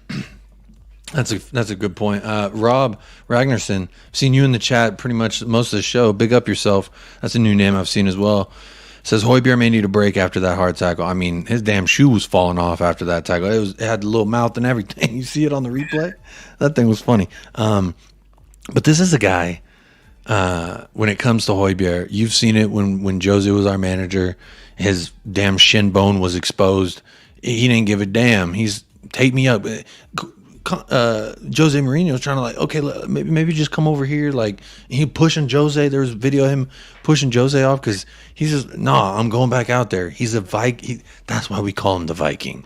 Yeah. So you knew, even though that injury happened so close to halftime, I didn't think he was going to come off. I was like, maybe at halftime, the training staff will say, okay, man, your ankle just got rolled on by Declan Rice's sloppy-ass challenge. Mm-hmm. He should have gotten a yellow, and we know this. Yeah. But it is what it is. We need to just look ahead. But I feel like even if they did say that, I mean, that's pure speculation, of course, but even if they did say that, Højbjerg's the kind of guy. He ain't gonna do that. He's no, coach. I'm ready to go. He's a yes. He's a soldier. Yeah. So that hard time. He does. You can't keep rolling them out in the sheer amount of games we're rolling them out in. You seen it last season. At times it affected his performance because he was just bollocks.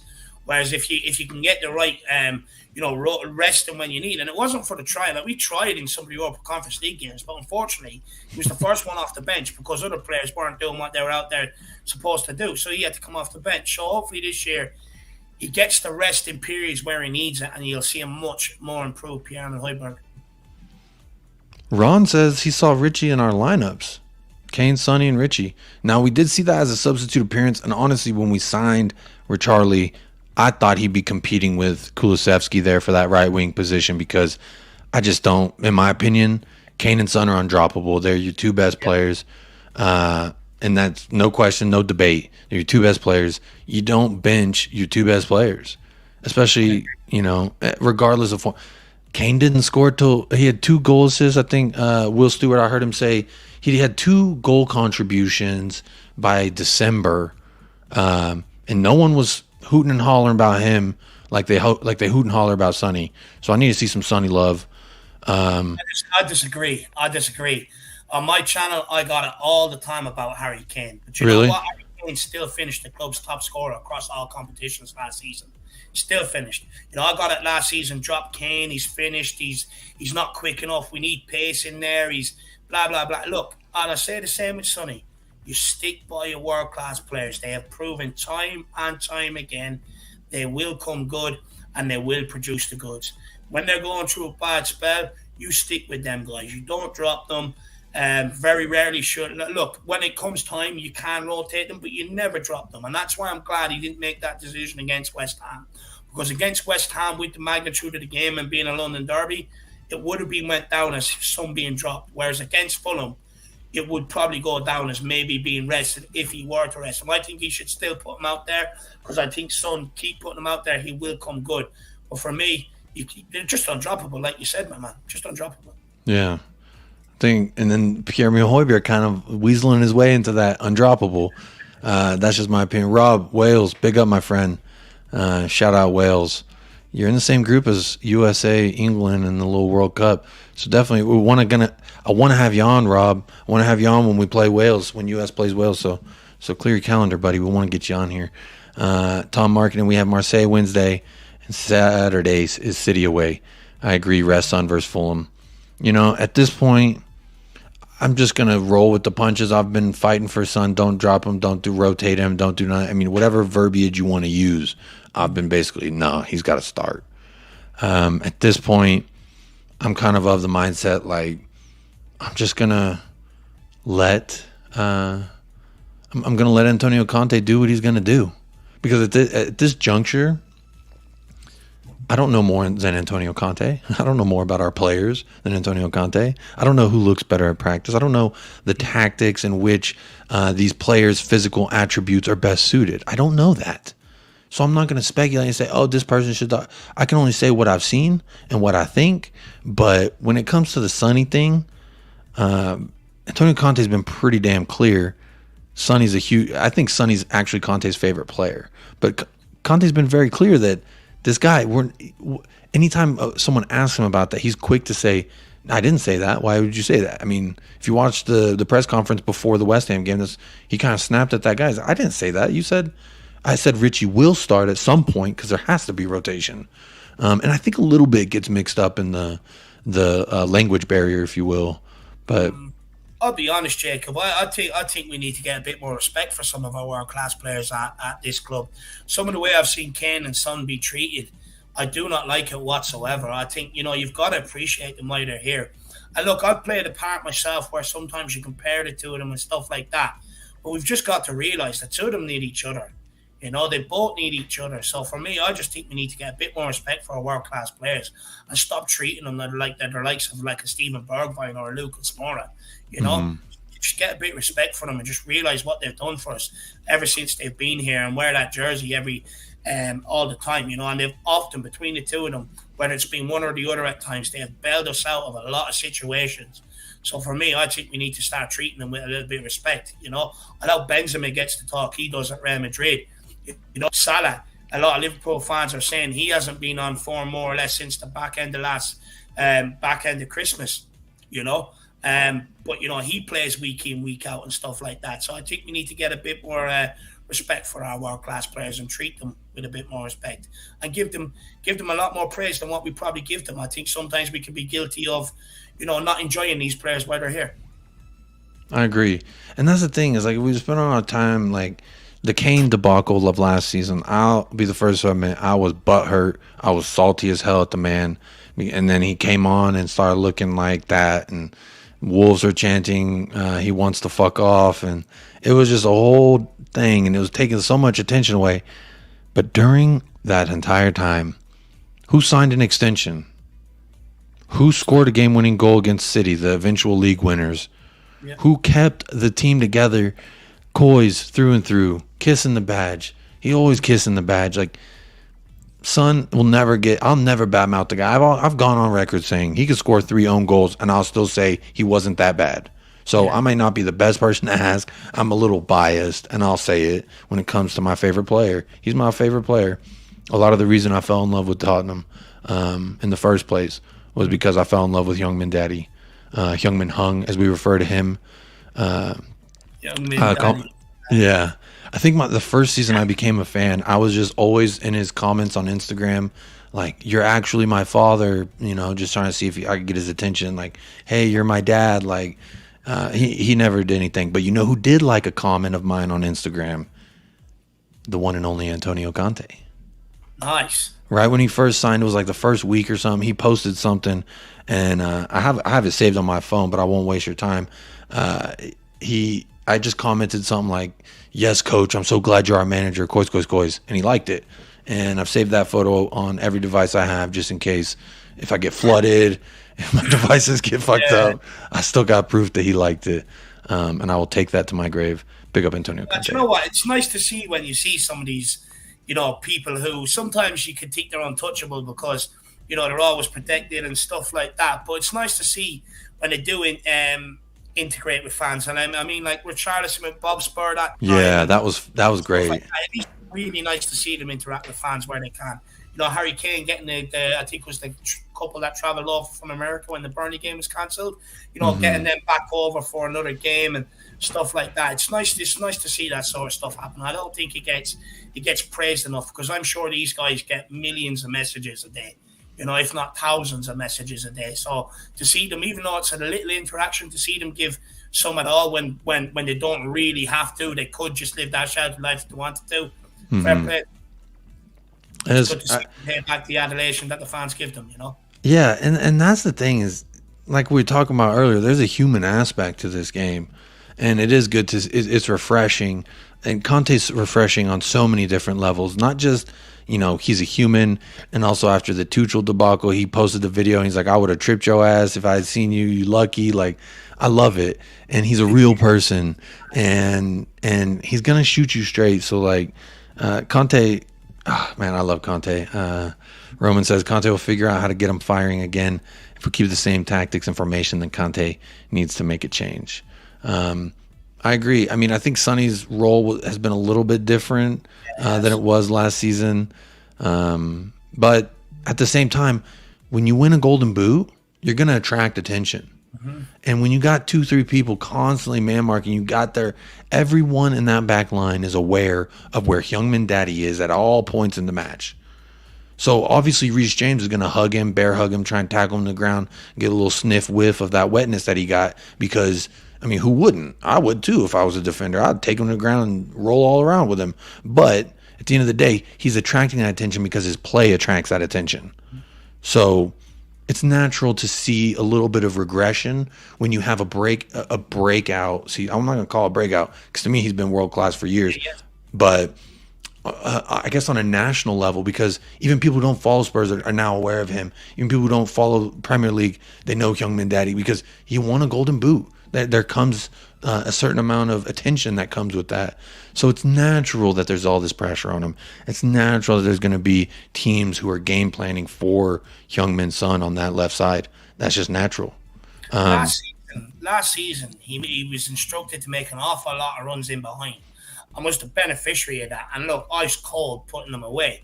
Whereas this season, it looks like, teams are getting right up behind this guy when he has his back towards their goal.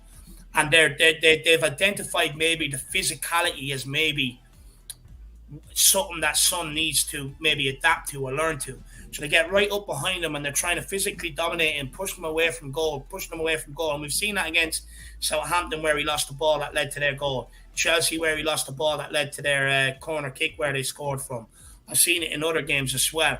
So, they've adapted the way they play against Son. They're getting right up behind him and keep pushing him away from goal because we all know Son is dangerous if you leave him free. If you leave him running behind, he's going to punish you. If you leave him running at you, he's going to absolutely murder you. So they're trying to keep pushing him away from goals. And I think he's struggling to adapt, to take the ball in and get turned. But he will learn how to deal with it. But I also think, and that's probably why Kane is scoring the goals in August where he doesn't usually, is because usually Kane is the one that picks up the ball, plays it out, and Son is free to run.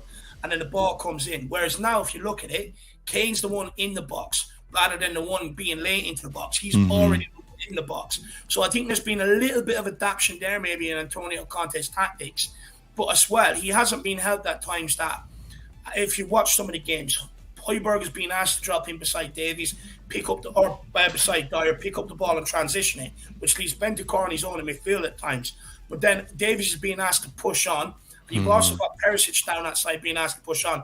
So also limits some of the space that Son has to operate in, that he has to work in. But no problems. That will all be adapted. And in another 5 games' time, we'll be sitting there talking about how great he is again. Speaking of talking about how great people are, I'm going to talk about how great someone is who I got in the back room right now. A very special person. The founding member, the one and only, well, actually, no, there's 2 members of the Lovers Lane. We got Spurs Boys and C Cubed in there, but he's the founding member, the first one to sneak up in there, drive his car to Lover's Lane and get some smooches. The one and only Bobby K from 3 Spurs Boys. How we doing, buddy?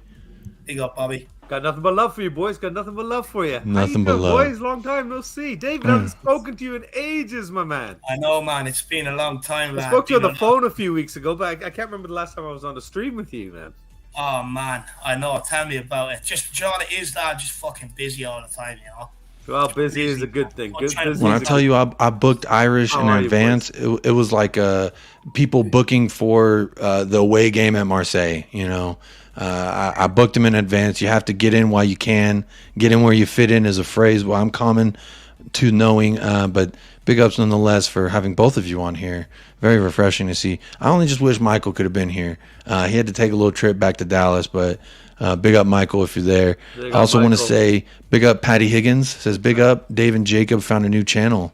Big up yourself. Thank you for subscribing. He hashtag subscribed. You can hashtag subscribe right here. Hour and a half in. You see the banner below. It's for new supporters. It's the Patreon link.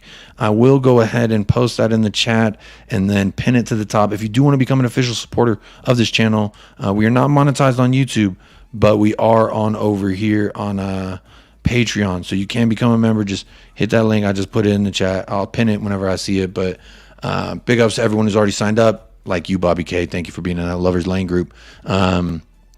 Just massive up to everyone already in this channel. I've seen the number hit at like 50. I think that's a little personal record for this channel. So can't thank you enough, Dave, for just bringing the light over here and sharing some love with me. So Bobby K, same thing for you. You always share the love. You're always here. The door is revolving because you guys for you. have been sharing so much love with me, man. Come on, it's only fair I reciprocate it. So big ups. I'll ask you the same question we were throwing around a little bit from THFC Till I Die. Hey, could we see Richie in for Kane or Son? And I know that you got an opinion on this, buddy. You know I've got an opinion on it that I gave probably a week before we even asked this question. I know. Yeah, he should have started. As far as I'm concerned, Richie should have started for Sonny in the Forest game, if not that in the West Ham game. You know how I felt. Sonny has a good track record against West Ham, so I honestly thought against Forest Richie should have started, and then Sonny would have been full and fit, ready to go. Or at least then, since he got him, Sonny played the Forest game and again was abysmal. Then it was time for Richie to start the West Ham game and let Sonny come in and finish it off.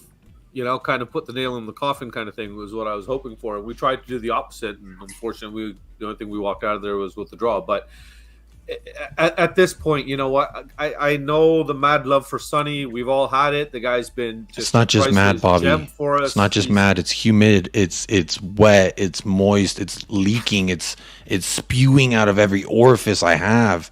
I don't want to see him on the bench. Baby. I know nobody wants to see Sonny on the bench. Who the hell would? If there's a Spurs fan that would put his hand up if you ask the question, who wants to see Sonny on the bench, and they raise their hand, you're not a fan. Sorry, mate. I don't care what side of the fence you're on. Good transfer window, bad transfer window. Love the board, hate the board. None of that matters. But if you sit there and think that you want to see a player like that sit on the bench, you're bonkers. Because I don't want to see him sit on the bench. Do I think he should? Yes. One, because we've brought in a class player that can play in his position that we need to give the opportunity to, as far as I'm concerned. Richie came on and immediately, within 10 seconds, he had an impact. He played Kane through with that ball beautifully, and he was just a little shit the rest of the game too. He's just got something on offer that we don't have other than with Romero right now. So with Romero out, that was the biggest opportunity, as far as I'm concerned, for us to put Richie in, just so we had that little shithousery kind of thing on the pitch for that game, especially against West Ham. But again, Sonny's got a proven track record against them. So there's the weight of the argument on both sides is so heavy. That's what makes this debate so strong and continuous, is that it's impossible to say if he should be on the bench or not, because nobody can sit here and say he should be on the bench. But I feel right now Richie should be given an opportunity and Sonny should be rotated. And I'm saying rotated because I know Cubes is in the house, and I don't want her coming at me because she went, where was it, man? I saw a different side of You don't want that bullseye on you. Come on, I don't want that on me. No, thank you. No, sir. Over here. No, thank you, sir. Zigzag, my friend, zigzag. You're on my good side, yeah. Squiggly squig, baby. Avoid it. Do you know what? I think because we've been so starved of players making an impact off the bench over the last few years. I mean, people are going to tell me Bergwijn, yeah, fair enough, but because we're so starved of it, we've done the same with Bergwijn, by the way. You got to get him in the team. Rotation's going to happen naturally. Let it happen. No one can tell me son's tired after 4 games. Nobody. Yeah. You've got to let the rotation happen naturally. You're going to be playing, a game every more or less 3 or 4 days now, right, all the way up until bar the international break at the end of September, all the way up until the World Cup. It's going to happen. It's going to happen naturally. Just let it happen naturally. Just because we got shiny new toys, it doesn't mean you've got to fit them in there straight away. And I get it. I love the impact Richarlison has had off the bench and stuff like that. But for me, what message does that send out to Sonny? Thanks very much. We've got a new toy now. We're going to bring in Richarlison. No, it's the wrong message. You've got to persist with this guy. He's proven time and time again. Last year's Golden Boot winner. He's going to come good. But let the rotation happen naturally. You don't got to force it. It doesn't have to happen. It's going to happen with the sheer amount of volume of games we've got coming up. But now, I remember David. Just quickly, with this game coming tomorrow and us playing Marseille on Wednesday, is this not the time then for it to be almost natural? Yeah, it's coming into the natural period. But when I've heard it for the Wolves game, for the Forest game, for the West Ham game, fair play. I mean, just let it happen naturally. Yeah. Give the guys. And that's what I'm saying. That's what a lot of people are saying. Like, this is our Golden Boot winner. This man is the cream of the crop. We all love Kane, but because of the shadow Kane casts, Sonny almost gets lost in it sometimes, and we don't hold him to the value and esteem he should be held to. The guy is just remarkable. There's no doubting that, and I'm not saying that at all.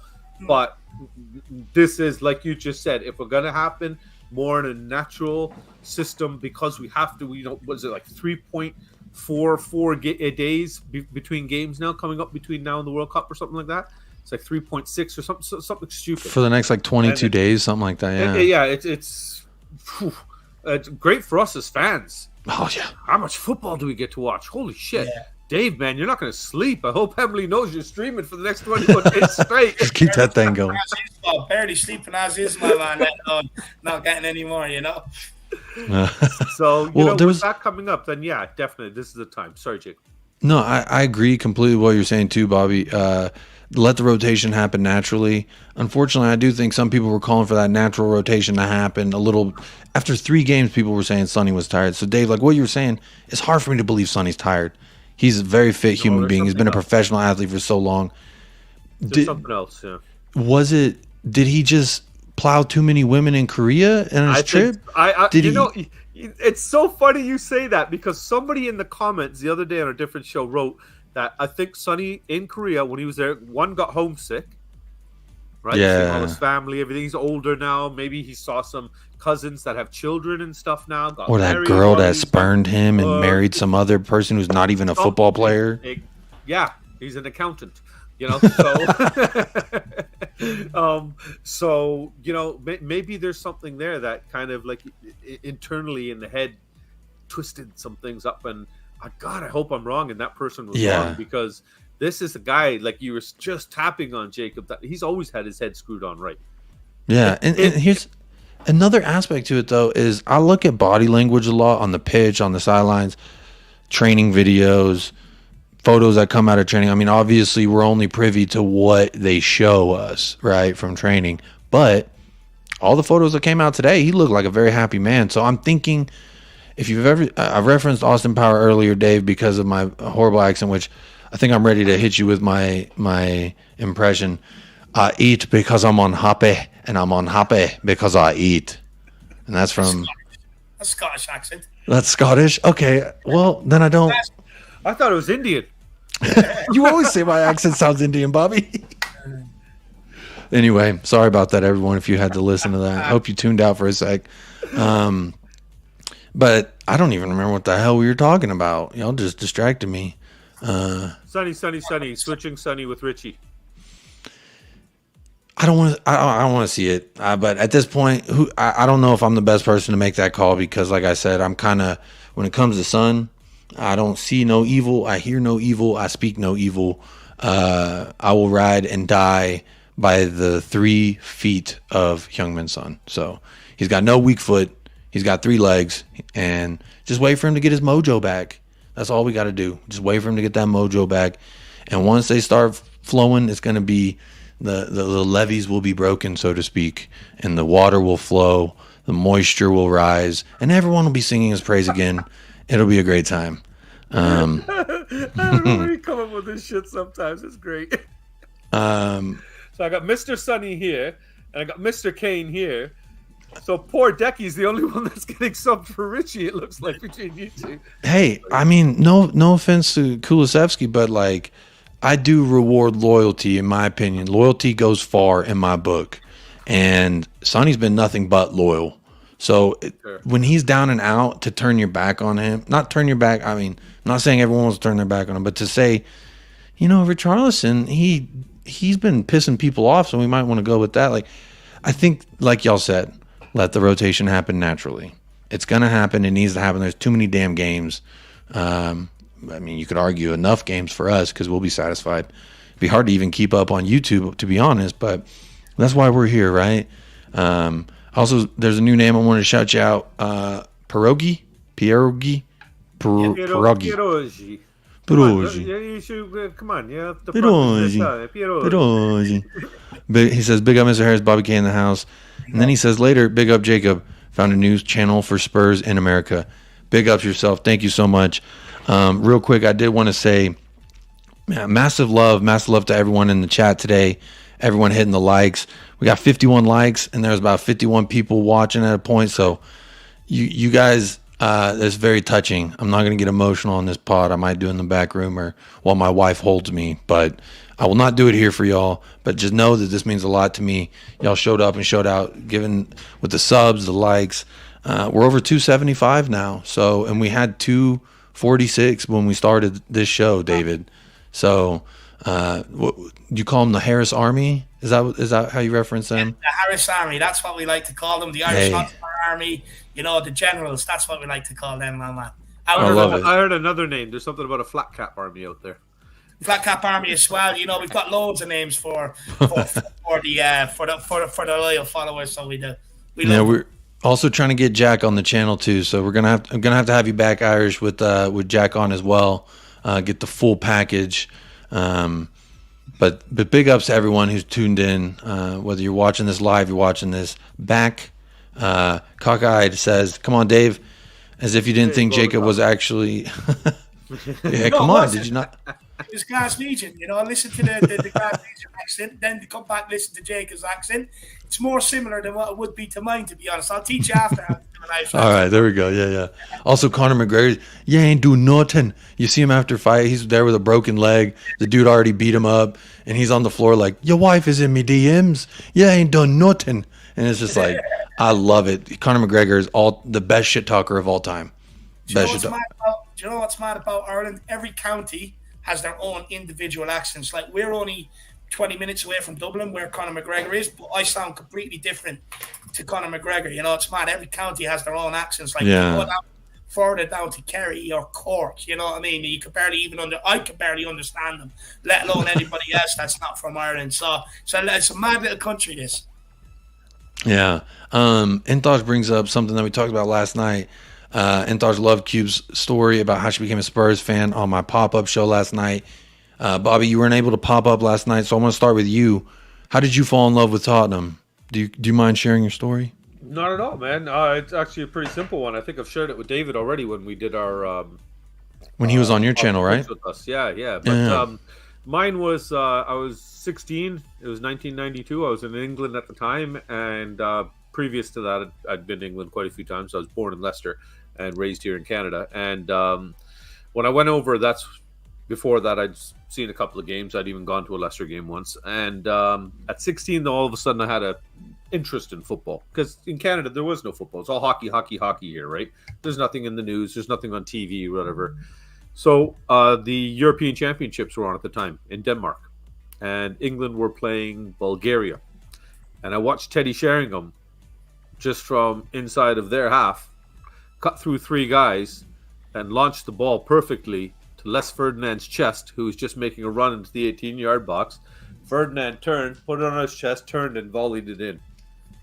And being from Canada and not being able to watch too much football, that was one of the most beautiful things I'd seen in football live at that time, at that moment in my life. And I was like, wow, that magic, the way that guy just quickly between three guys and just put that ball perfectly.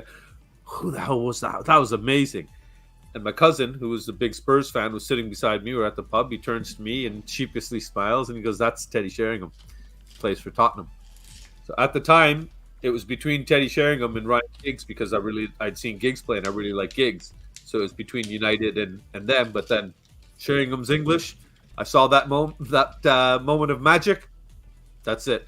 Love at first sight from there. Latched onto Teddy. Stuck with the Spurs.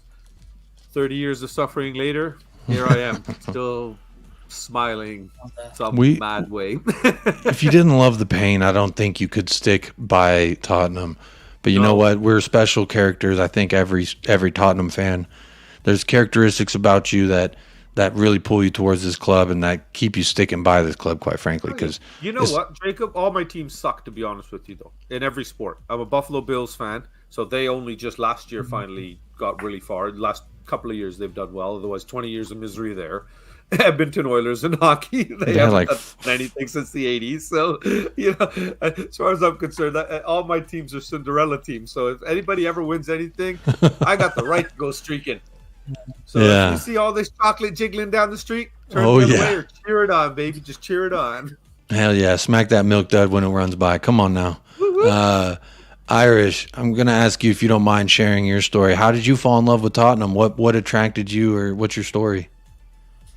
Look, the old lad is a huge Spurs fan. You know, he was living over in England for a while. I was over there with him and my mother and that. And he used to bring me down to the lane. You know, he used to bring me down to games. I remember seeing likes of Klinsmann. David Ginola was the one that really You know, for me, just watching him skin players, people, the adulation he was getting people out their seats, the excitement he was bringing people. And for me, you know, it converted me just standing in the stadium with all these people so passionate about their football club. And from the first game I went, and I knew that was my home away from home. So it's the Oulad, you know. It's the Oulad that got me into it, you know. Since I was born, had me out there in Spurs kids, learning to, you know, keep the ball with both feet and control the ball, pass the ball, stuff like that, you know. So, yeah, credit to the Oulad, you know. He's a mad Spurs fan, and I had no other option, but I wouldn't want any other option either, you know. No, yeah, I know exactly what you mean. That's what these two say for some reason. I don't know why. But I'm also like, all the teams I follow in other sports are shit.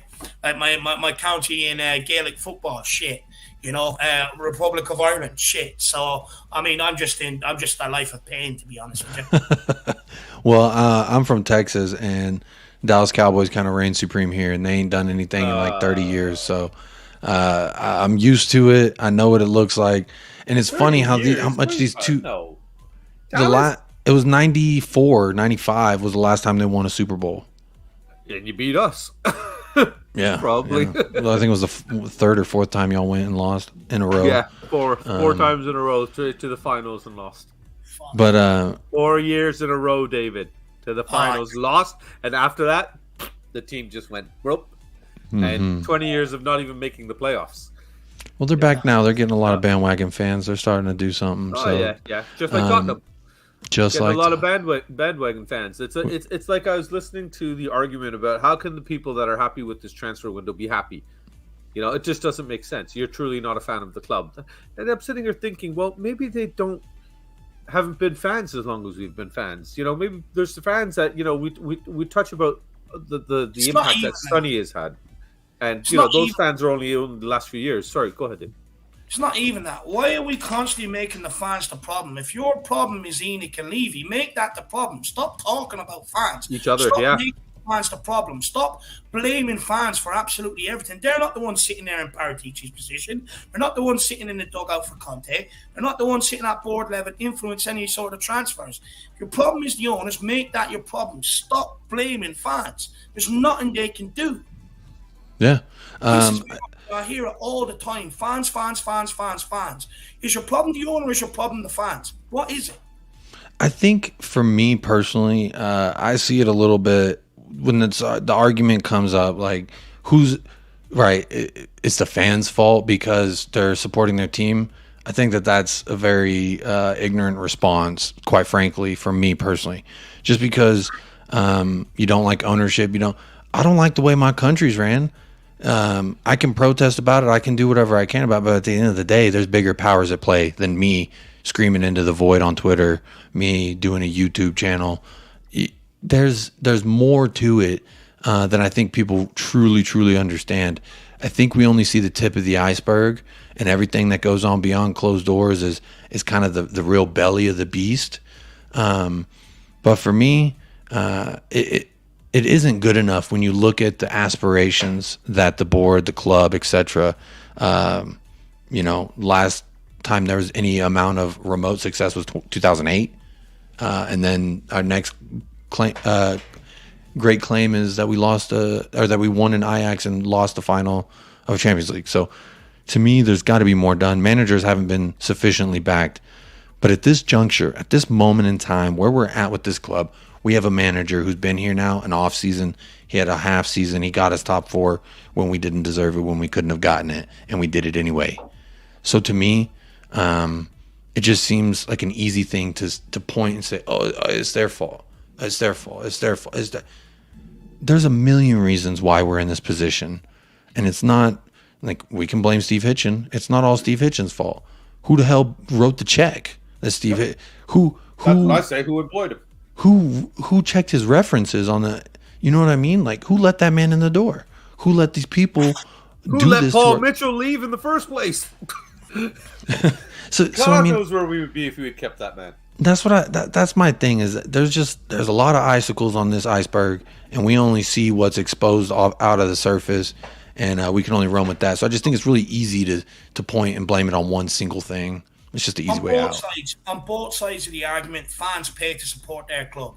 So they're entitled to support the club the way they want to.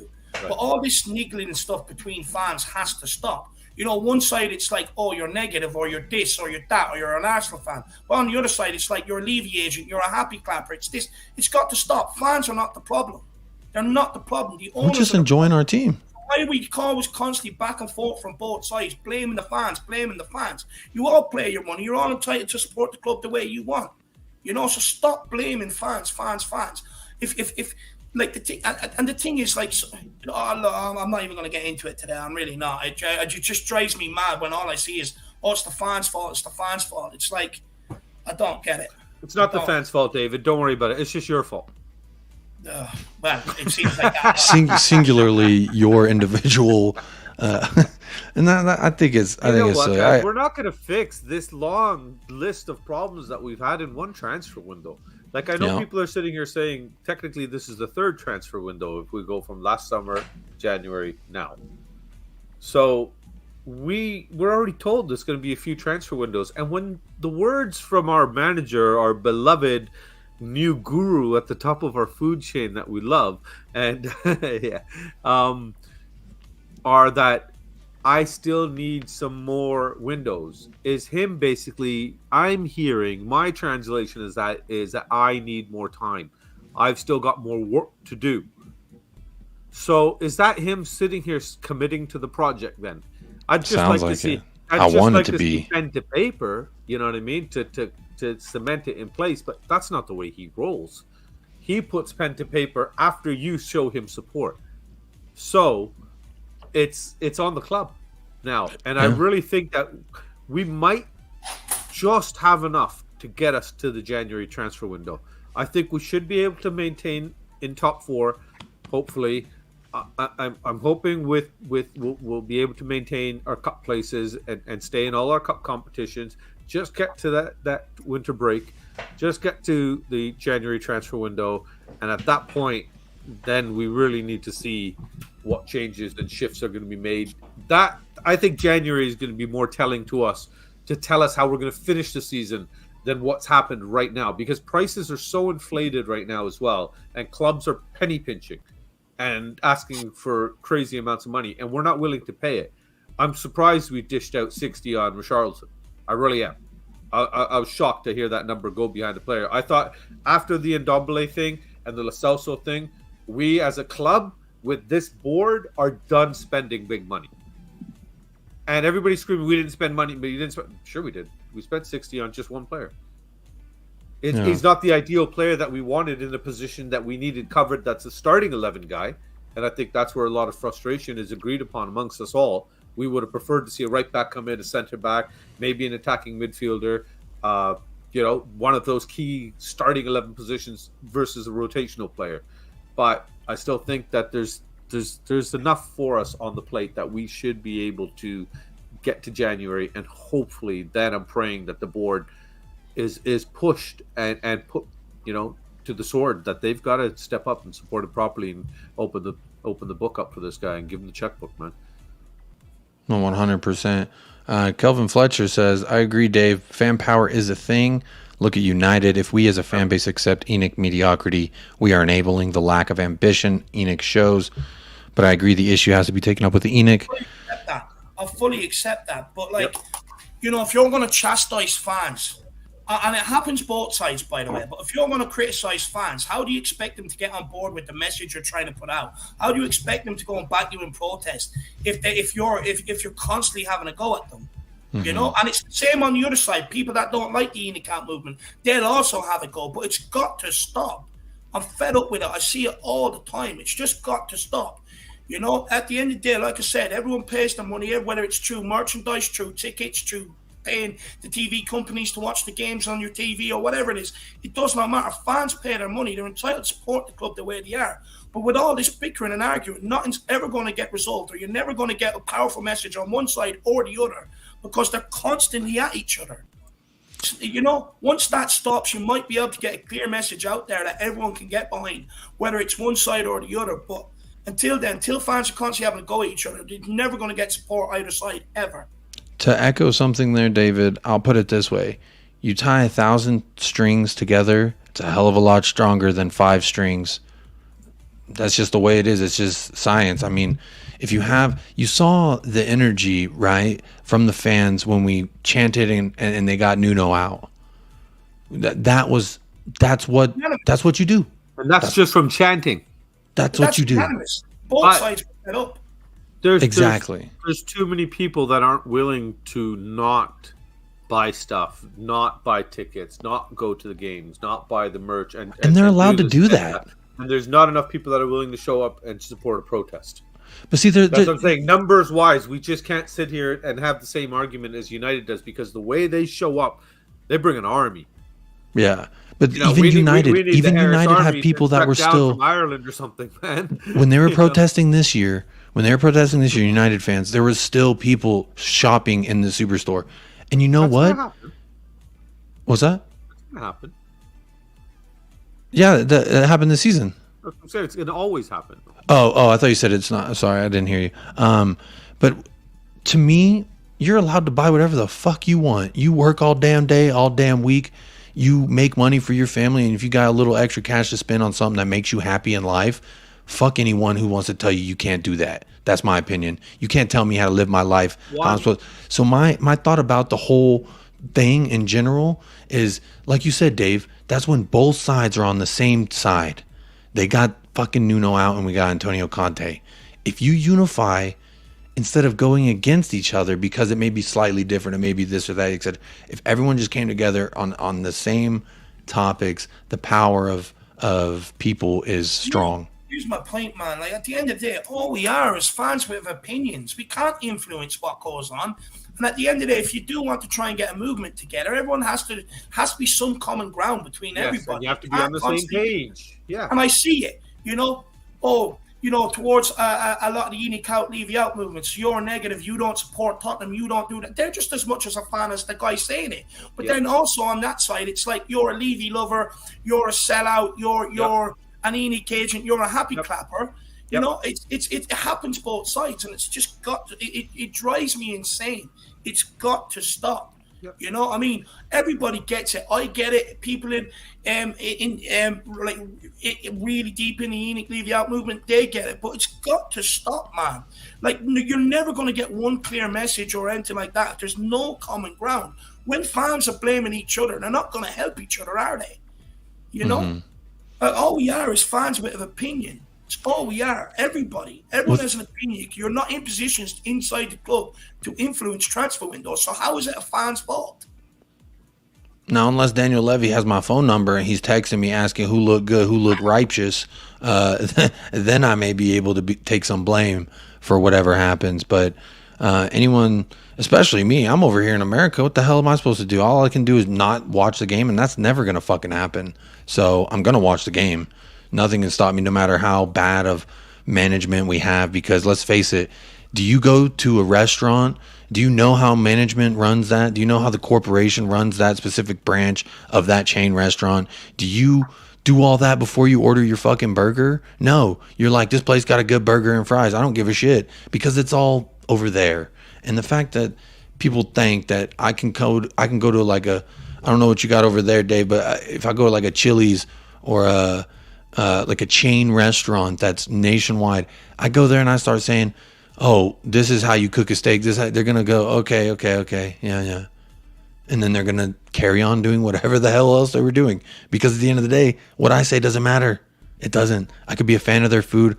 I could partake in their food. I could stand outside their restaurant and say the management's shit. But at the end of the day, I have nothing to do with that corporation.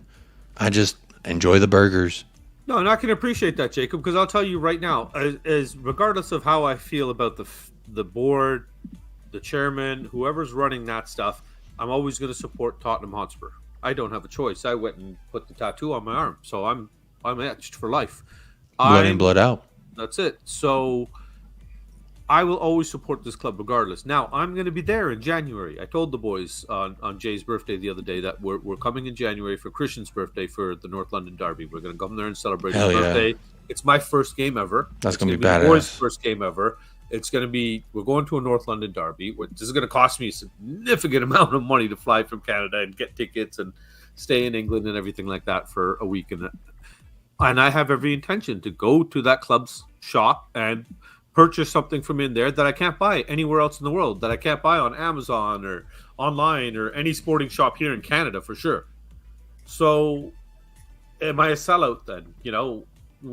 And there's fans that would say, yes, you're a sellout, you're a cop-out, you're supporting the board, you're supporting Levy, you're supporting this poor investment, you're supporting the fact that our club is this, and that. And like you said, David, until we come to a common ground and a common agenda as an entire fan base and sit down and say, look, these are our issues, right? Now, it doesn't matter where you sit in this room, present your issue, let's add it, let's either figure out, let's take all these issues then, and let's pick out the ones that are the important ones, and as a collective unit start addressing these things. Let's start somewhere, because it seems like we can't even have a general conversation about anything without attacking each other. We can't even talk about rotating sun without attacking each other as fans. It's absolutely crazy. We went from euphoria at the beginning of this transfer window when Perisic was announced and boom, boom, boom, things are happening. And then we went to pure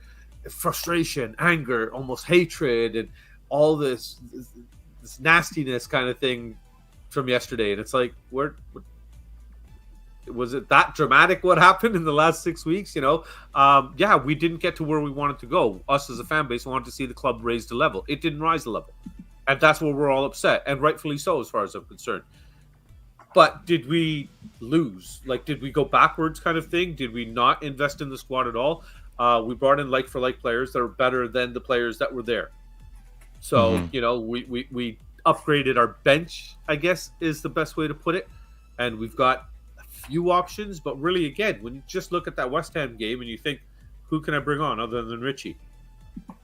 It's like you still haven't given him enough options. So that's, again, I can understand why we're frustrated, but I don't want to see us go and do a Nottingham Forest and buy 20 players and the whole team just be completely disjointed and nothing work. Let me ask you this, Bob. Are we stronger now than we were last season? Is our squad stronger at this juncture right now, regardless of form, just looking at roster? Are we stronger now after this window as opposed to when we ended last season? It's hard. That's that's a really hard question to answer, honestly, Jacob. Because the thing is, when you look at what we essentially think, let's go by the game FIFA, what Ndombele would have been rated last year, what Lo Celso would have been rated last year in FIFA, and everything like that. Are those the same ratings that Basuma and Bentancur then come in with, kind of thing? So did we improve? Not really. We lost the same rating players. We brought in the same. But when we're looking at it on the pitch and everything, we all three of us will agree that we'll take Bentancur and Basuma over Ndombele and Lo Celso all day long. We're not going to argue that. So that's where I see that, yes, we improved the mentality of the club, maybe hopefully the spirit of the dressing room and the overall spirit of the club and everything. I also think that it sent a very important message when you go and shift out your most expensive signing when he's under contract. It sends a very important message that nobody is above the club. And if that's the message you want to send to your players, then you need to support your manager, because then that's the guy that's going to now make your club. So with the comments that came out today with him, I know people are looking at it kind of like, he doesn't seem like he's happy. They're reading it two ways and everything. I personally just want to stay positive and just hope that we've played really shit football, guys. And we've got 11 points out of 15. Playing this shit football. If something could just click, we wouldn't need to have these conversations. None of us would be upset. And playing if we the games, start winning these games 3-4-0, we're all happy. Yeah, we'll all be happy with the investment in the transfer window too. Then we'd say, yeah, we brought in the right guys, kind of thing, right? So, But I still look at it, and the additions of Perisic, Basuma, and Richarlison alone, I'm like, okay, that's stronger, because if you look at who they came in for, Lo Celso, Lo Shit Show, Ndombele. I mean, I loved Ndombele until that Morecambe game. I really thought that he could have turned something around, and he wanted to. He wanted to go to Korea and show Antonio, hey, I can play. Antonio said, no, I've seen enough. And I love that about Antonio because he burned his bridges. Yeah, he makes the tough decisions. So, Irish, I'm going to ask you the same question I asked Bobby. Are we stronger right now with this window closed than we were at the end of last season? Are we a stronger squad? I think we're a stronger squad. As the first 11 proved, like I said, I think it's hard to tell until you see more of these signings put in there. But I think in terms of options off the bench and having a stronger squad, I do think that. I think Conte has more options than what he did last season. So I'd say stronger, but not as strong as we could have been. Okay, that's fair. So for me, I think we're stronger. Kelvin says, Peter Simons first says we are definitely stronger. Kelvin says, I'm not sure yet, Jacob. I know people are saying we are getting points that we did not last year, but that assumes we will pick up the points that we did last year. Yeah. So we will know more in February. I think we all kind of echo the same thing, and that in January is where we're really going to see kind of the response from the club and or the backing of Antonio Conte, if you will. David Clark says, look, we have people running Spurs podcasts who can't wait until 5 p.m. Saturday for us to fail. But if we win, they will say we should beat a promoted club. I heard that mentality today. To me, people have... Sorry, I'm just trying to reread this. This is the sort of stuff that's got to stop. Either side, everyone has their own opinions, and that's it. Everyone sees things differently, but there's definitely not anybody out there that wants Tottenham to lose, in my opinion. I know you didn't hear that from me, David. I don't think I've ever predicted for us to lose. Only tie. That's the worst I can give us is a draw. I'm deluded. I don't give a shit. You can call me anything in the dictionary. None of it matters. J. Co says, Jacob, you're so funny, but Sonny could get any girls, MILFs in Korea. So I'm saying, baby, that mojo got drained when he was out there. Will Stewart says, Bobby K, what makes you think Richarlison will do better than Son? Seriously, is it with taking a punt? Is it with taking a punt, benching a world-class player for a good player when not needed at this point in the season? I don't think Will. First off, hey Will, how you doing? Long time no speak, buddy. Hope you and the family are well. Second off, I don't think I'm not sitting here saying that I think Richie will do better than Son. What I'm saying is I don't think Richie could do any worse than Son. I think he could do worse. Because Son's been that poor right now. So I just don't think he could be worse. Well, I mean... Only one way to find out. Yeah, I still start Sonny every time. I never bench him. I don't care if his fatigue is at zero or his energy levels. And it sounds like that's what pretty much Conte's mentality is too, right? He's like, I'd marry my daughter to him. So you say something like that about a man and you got a daughter, then you definitely love the boy. Yeah. Corey Boy, I've been seeing you most of the show. Big up yourself, my friend. New name here in the chat. I think I already saw you say you subbed, so big up yourself, my friend. Thanks for tuning in. Says Fulham won't be a pushover regardless of if they just came up or not. They smashed a championship. Mitro, he did break some records, 45 and 46 in the league. If I'm correct on that, they come up. He has 4 or 5 goals already. 2 of them, I think, were against Liverpool. A struggling Liverpool, but that's okay. It's still 2 goals against Liverpool, not taking anything away from the guy. They lost 2-1, so he scored 1 against Liverpool. Oh, is that right? He bagged a brace the next week then. I know it was one of the first 2 games he bagged a brace. Kelvin says that they won't score tomorrow. Oh, no, sorry. That was against Arsenal. They lost 2-1. I'm sorry. That was the last game they played with Arsenal. You're right. Liverpool was the first game of the season they drew 2-2. My bad. You're right. Big up Kaz with Never a Foul. Check them boys out if you're into Big Six content. I'm a Man United fan. He's a supporter of the channel here, supporter of myself, and big up yourself, my friend. Thanks for tuning in. Sherman says the squad is much deeper numerically at the very least. So I wonder, Sherman, because I think when you look at it numerically, because the players some we've brought in, we've sent out as well immediately, I don't think we're ahead. Imported Yiddo. I was all for dropping Son in the West Ham game, but the first half he looked a lot better. I would stick with Son. I'm catching up here on the comments, but the last thing I really wanted to talk to y'all about, which, Dave, thank you for being here over 2 hours. I mean, this is huge. Oh, my pleasure. So that's it. Dave does 4 a day for fun. I know. Warm up. Yeah, here we go. You can stretch your legs here, Dave. We're all for that. I really want to talk a little bit about this Fulham game. I want to talk about just kind of what y'all think. I know we've discussed over it, we've combed over it, but the last real thing I want to know. Actually, before I do that, I had this pulled up. Newcastle and Aston Villa. I spelled it that way on purpose. It's not a typo. That they were in for Lucas, and that we said no. We didn't let it even get to no advanced negotiations, allegedly. Real quick, the two of you, Dave, do you think that we should have moved him on and brought someone in? Oh, it's a tough one. Look, I'm not Lucas Moore's biggest fan, but he never kicks up a fuss. He kind of accepts his backup, which I don't agree with. I don't think you should ever accept it, but he doesn't kick up a fuss. He's fully COYS. You see him with Carlos Vinicius when he came in, helping him with the language and settling in, same with Emerson and stuff like that. I think he probably adds a lot behind the scenes that maybe we don't see in terms of just good personing around the dressing room and stuff. Yeah. So for me, look, Conte did say he wanted 2 for every position. So we probably didn't have anyone, lined up to come in, especially anyone that's better than Lucas Moore. Because the whole idea is if you're going to let him go, you want to bring in someone that's better.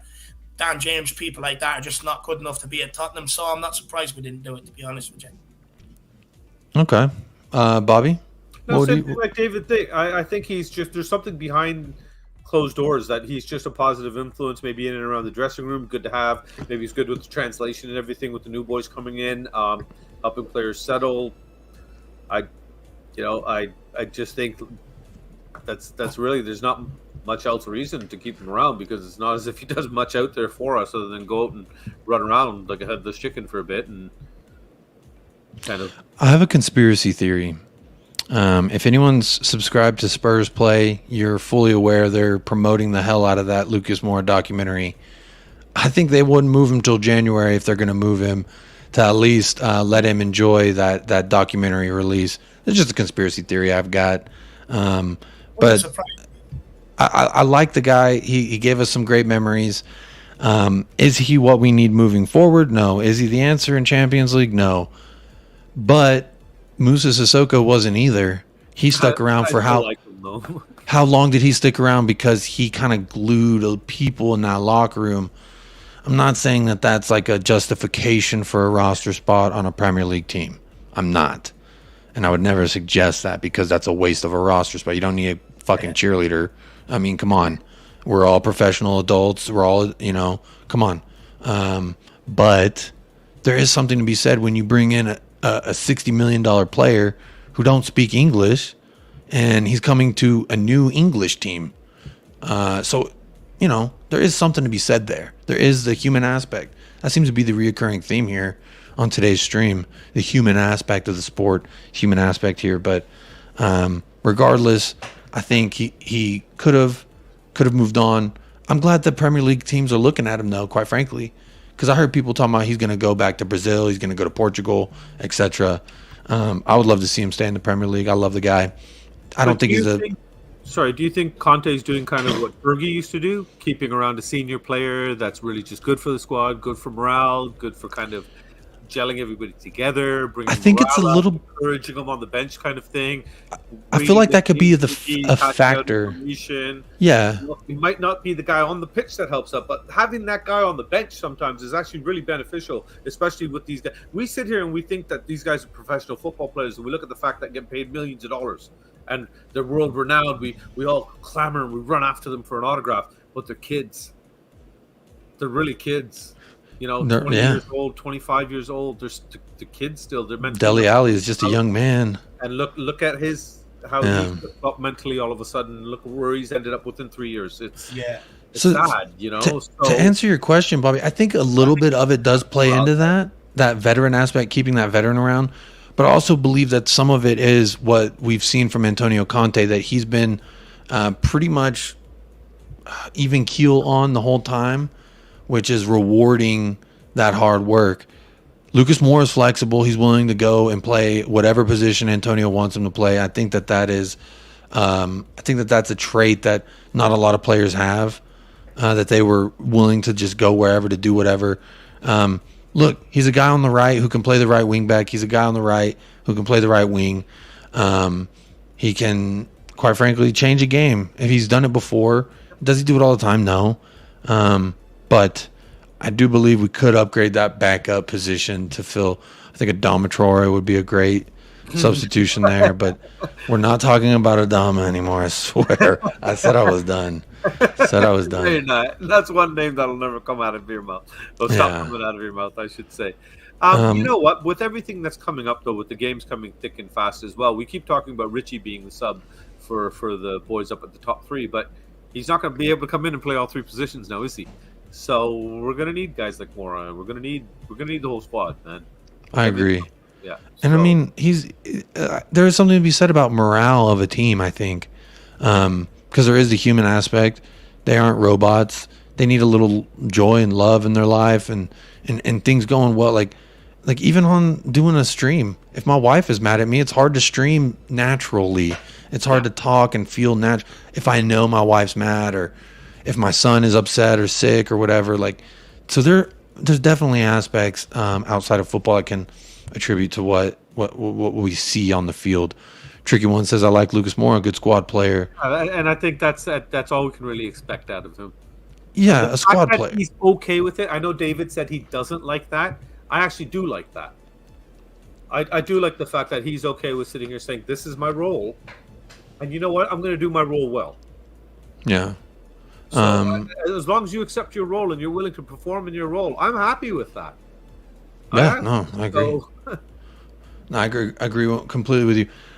We got a comment rolling in from Luis Sherman. Big up, Luis. New name here in the chat today. Side topic, can Skip be converted to a true cam? I tend to think so. Dave, do you think he can?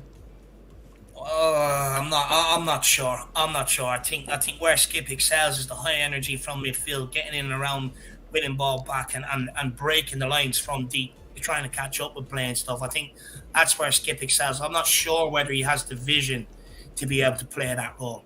It only in my opinion. I mean, Bobby, Jacob, do you think he can play there? Go ahead. Go ahead, Bobby. I'll let you go first, Bobby. You're a guest here. Cheers, buddy. Almost like David said, because of the way he bursts, that's one thing I just noticed about him before he went off.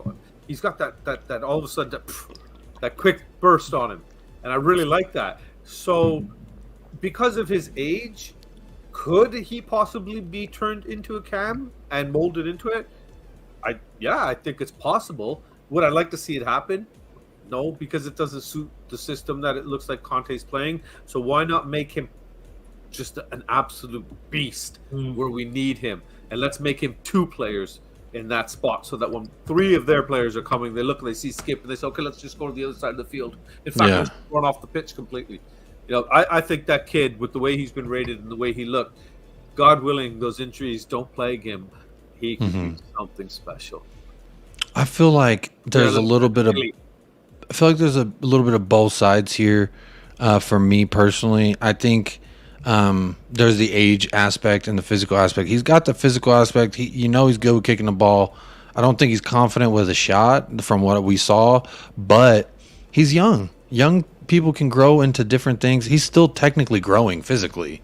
So at his juncture where he's at an age, as far as how good he is at what he does, I seem to think that I would just like him as that defensive mid, because that's what he's great at. He plays bigger than his body, and that's all you can really ask for from that position.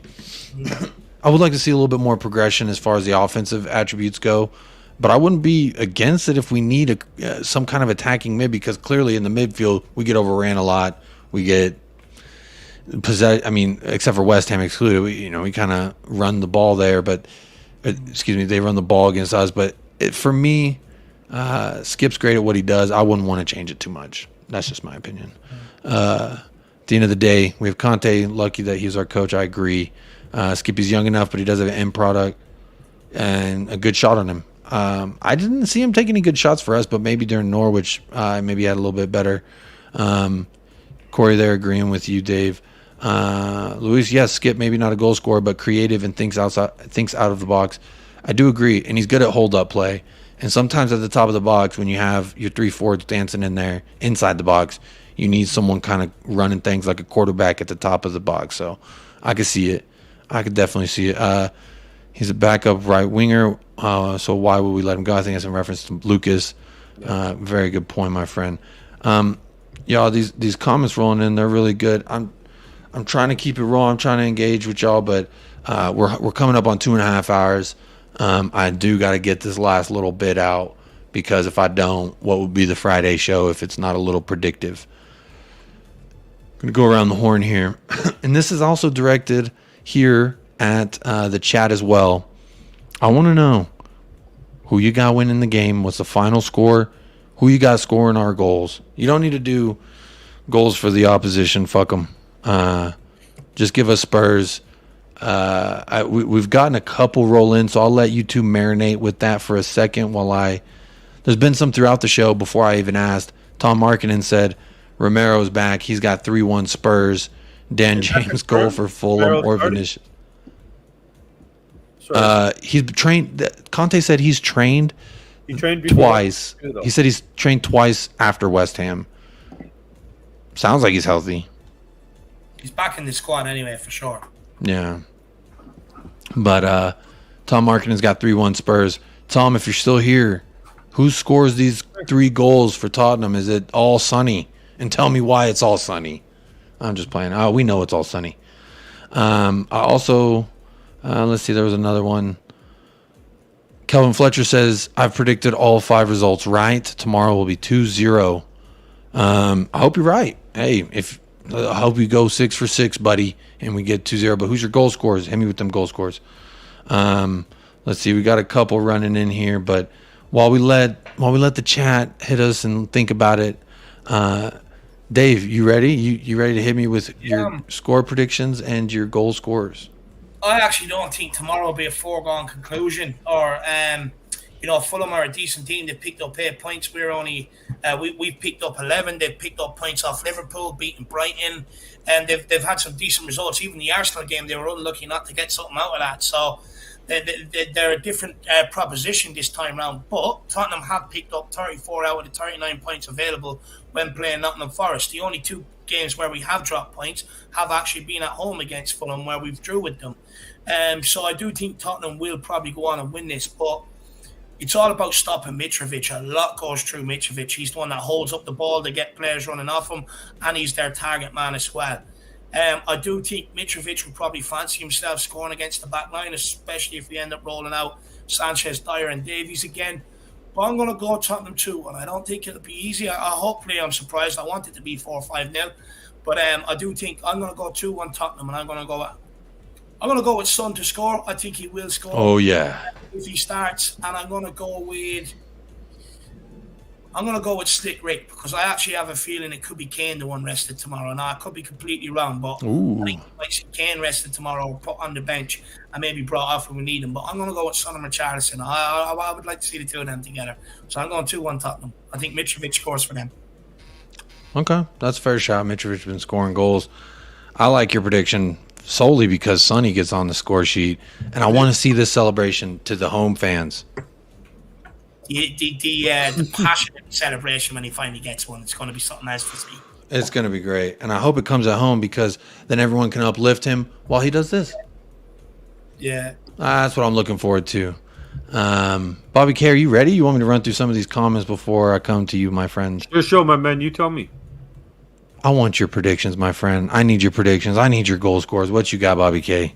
I don't think that our defense has seen a proper forward yet in the games that we've played. So I think they're going to be tested tomorrow. I don't think Mitrovic is a slouch, and I think, like David said, he holds them up and gives everybody the time to get up and join them. So based on that, if we don't stop that properly as a collective unit, with the midfielders coming back and dropping into slots and stopping those gaps, and we're going to be screwed. I think it's going to be a tough game. I really do. I do think we're going to pull it off, though. I think we're going to come out of there 3-2. It'll be 2-1 at halftime for them, Mitrovic with both.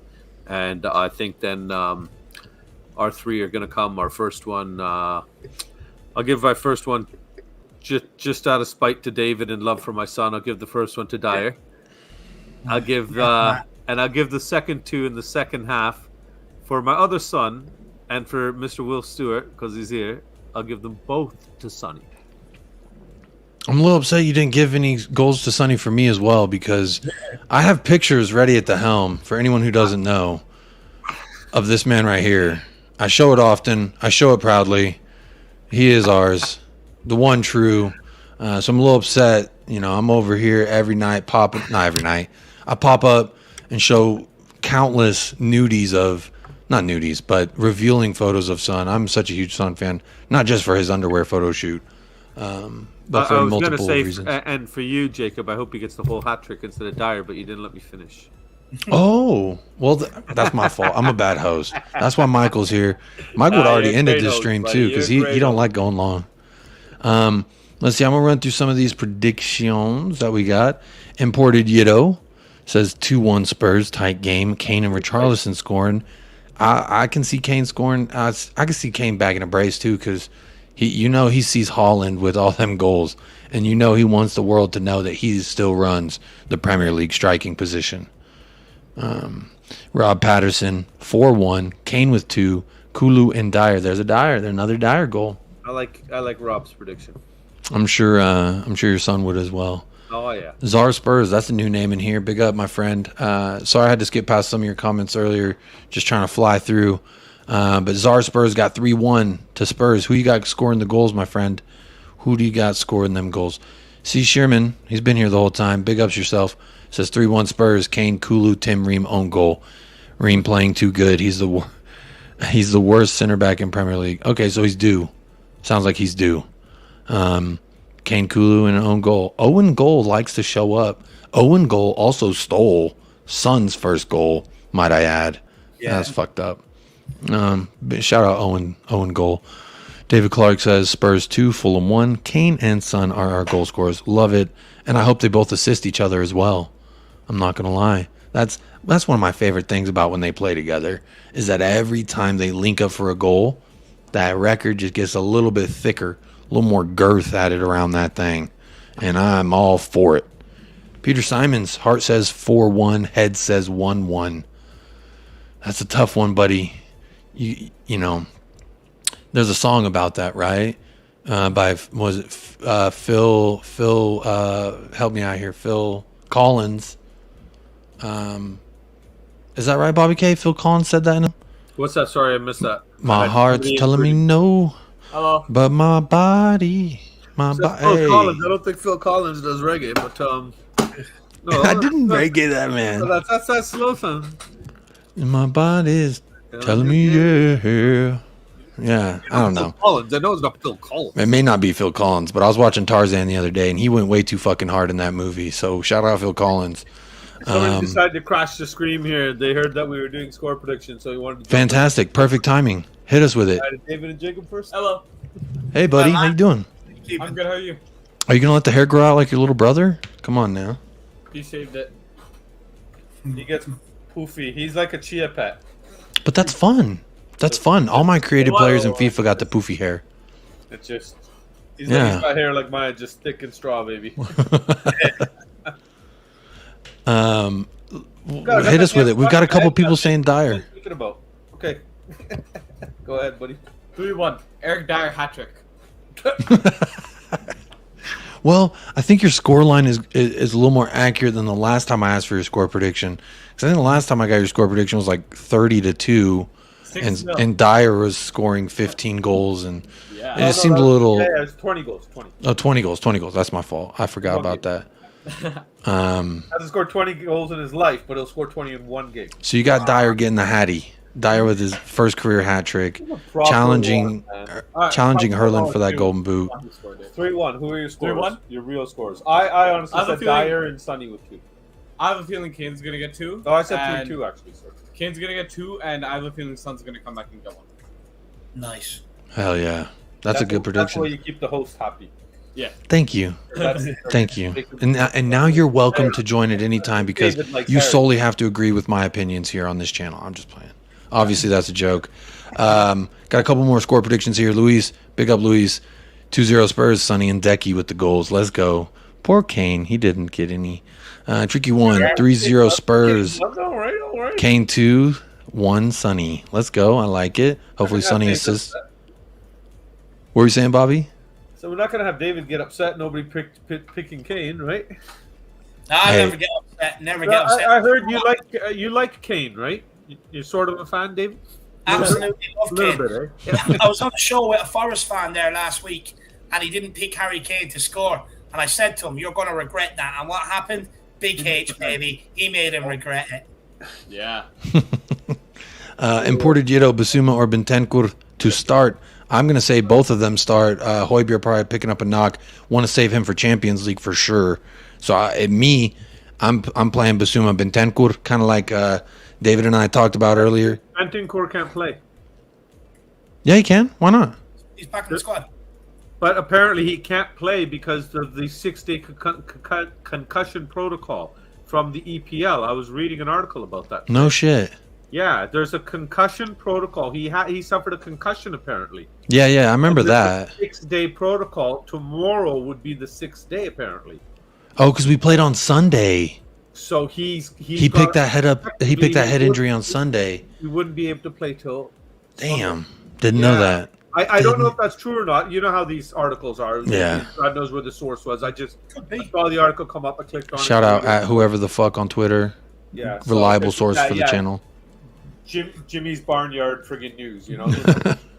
I hope they're wrong. But that's interesting because you're right. That tomorrow would be the 6th day. He wouldn't be cleared until after Sunday. Yeah. Or until after Saturday, excuse me. So it looks like Basuma and maybe Skip. If Højbjerg's not good to go, that might be interesting. I think not fucking Winks. Hey, he can't haunt us anymore. Take him on over to Sampdoria. We can swear as much as we want. As soon as I said Harry Winks, he's like, okay, I'm out of here. Hey, and don't forget, we got Papa Matassar. This guy's a physical specimen as well. He's very strong, even though he's lanky. Papa Matassar. Oh yeah, he looks good. That kid. I like him. I like him. Come on with West Ham there with Højbjerg getting bashed around a little bit there, right? He was warming up. So was Skip. I thought Skip was going to come on for sure. Anyway, though, y'all, it has been over 2.5 hours. This on the Friday show, the debut on this channel of the Irish Hotspur Dave Harris, which I cannot thank you enough, my friend, for joining. You brought your army with you, full and thick. They upped the subscriber count. We've got a lot of views and likes, so doing wonders for the channel. I can't thank you enough. The support is immense. So I appreciate you first and foremost for coming on. Bobby, I appreciate you as well coming on. Boys, do we got any final thoughts before we wrap this thing up and sign off? Oh, mine's very simple. Guys, window's closed. Get past it. Let's move on. We're at the next day. Get behind our boys. This is our squad. This is our manager. This is our club. This is it. This is Tottenham, baby. This is Tottenham. Come on, you Spurs. Come on. My final words is look, let's get back behind the team. We're unbeaten so far. Let's see how long it continues, Thanks very much for inviting me, Jacob. I really appreciate it. I've had good time today. And everybody get over, check out the 3 Spurs boys, smash the subscribe. And also here for Jacob, smash the subscribe button. At the end of the day, any Spurs channel out there, we're all Spurs fans. Whether you agree, whether you disagree with the people that are on it, just smash the subscribe button to help them out. Beautifully said. Big up, David. Couldn't have said it better myself. My final thought for today Be our is... ambassador for all our channels. Yeah. And that's what it is. It's all love. And that's actually my final thought for today. Keep it love. Make it love. Make love. And spread love. Because why not? Somebody probably needs a hug today. If you stumble upon someone that you care about or just looks like they're having a tough time, give them a fucking hug. They want a hug. I know they do. Even if they say they don't and their eyes call for it. Don't be like creepy about it. Just be like, we're here for you, bud. Here's a hug. So that's my final thought. Make it love. Make it all love. Also, I'm going to end this poll. It's been running for 5 hours now, and we have 84 votes. Wow, that's the most any poll I've ever posted on this YouTube has ever gotten. 84 votes with only 62 likes. So there's like 20-some people out there just refusing to click that thumbs up button, you bastards. But don't worry, I still love you. Thanks for voting. So the question was, Conte quotes, hidden notes, question mark? Little creative wordplay there, if I do say so myself. 50% of 84 people say, yes, I agree with him. 20% say excited for at least 3 more windows. That's kind of where I lie. I'm just excited because he said 3 more windows. That sounds like he wants to stay for at least 3 more windows.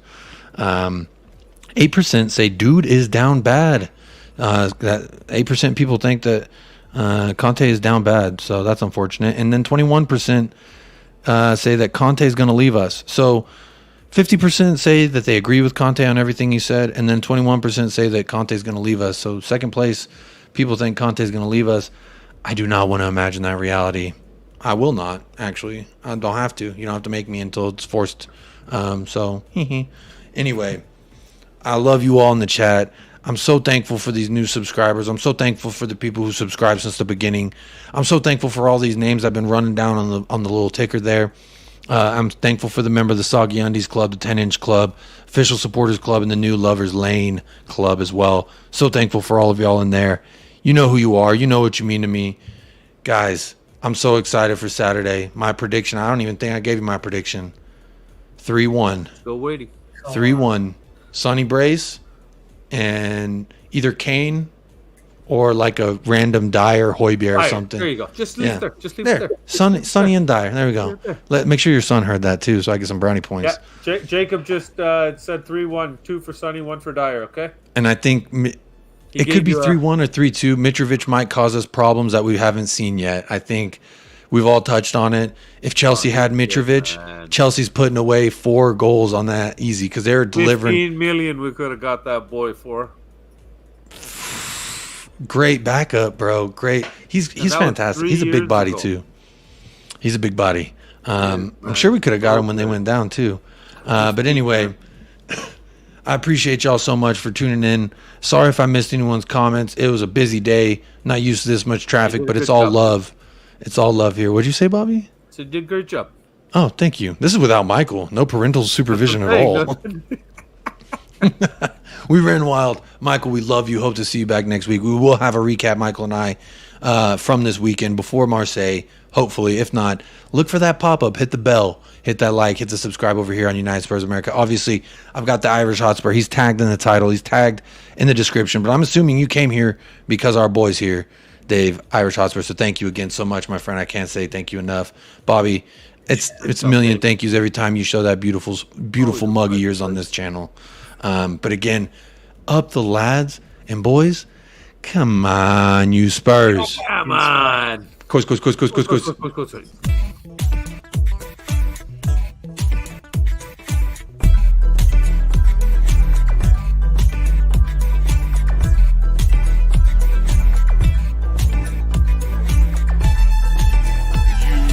United Spurs of America with your hosts, Michael and Jacob.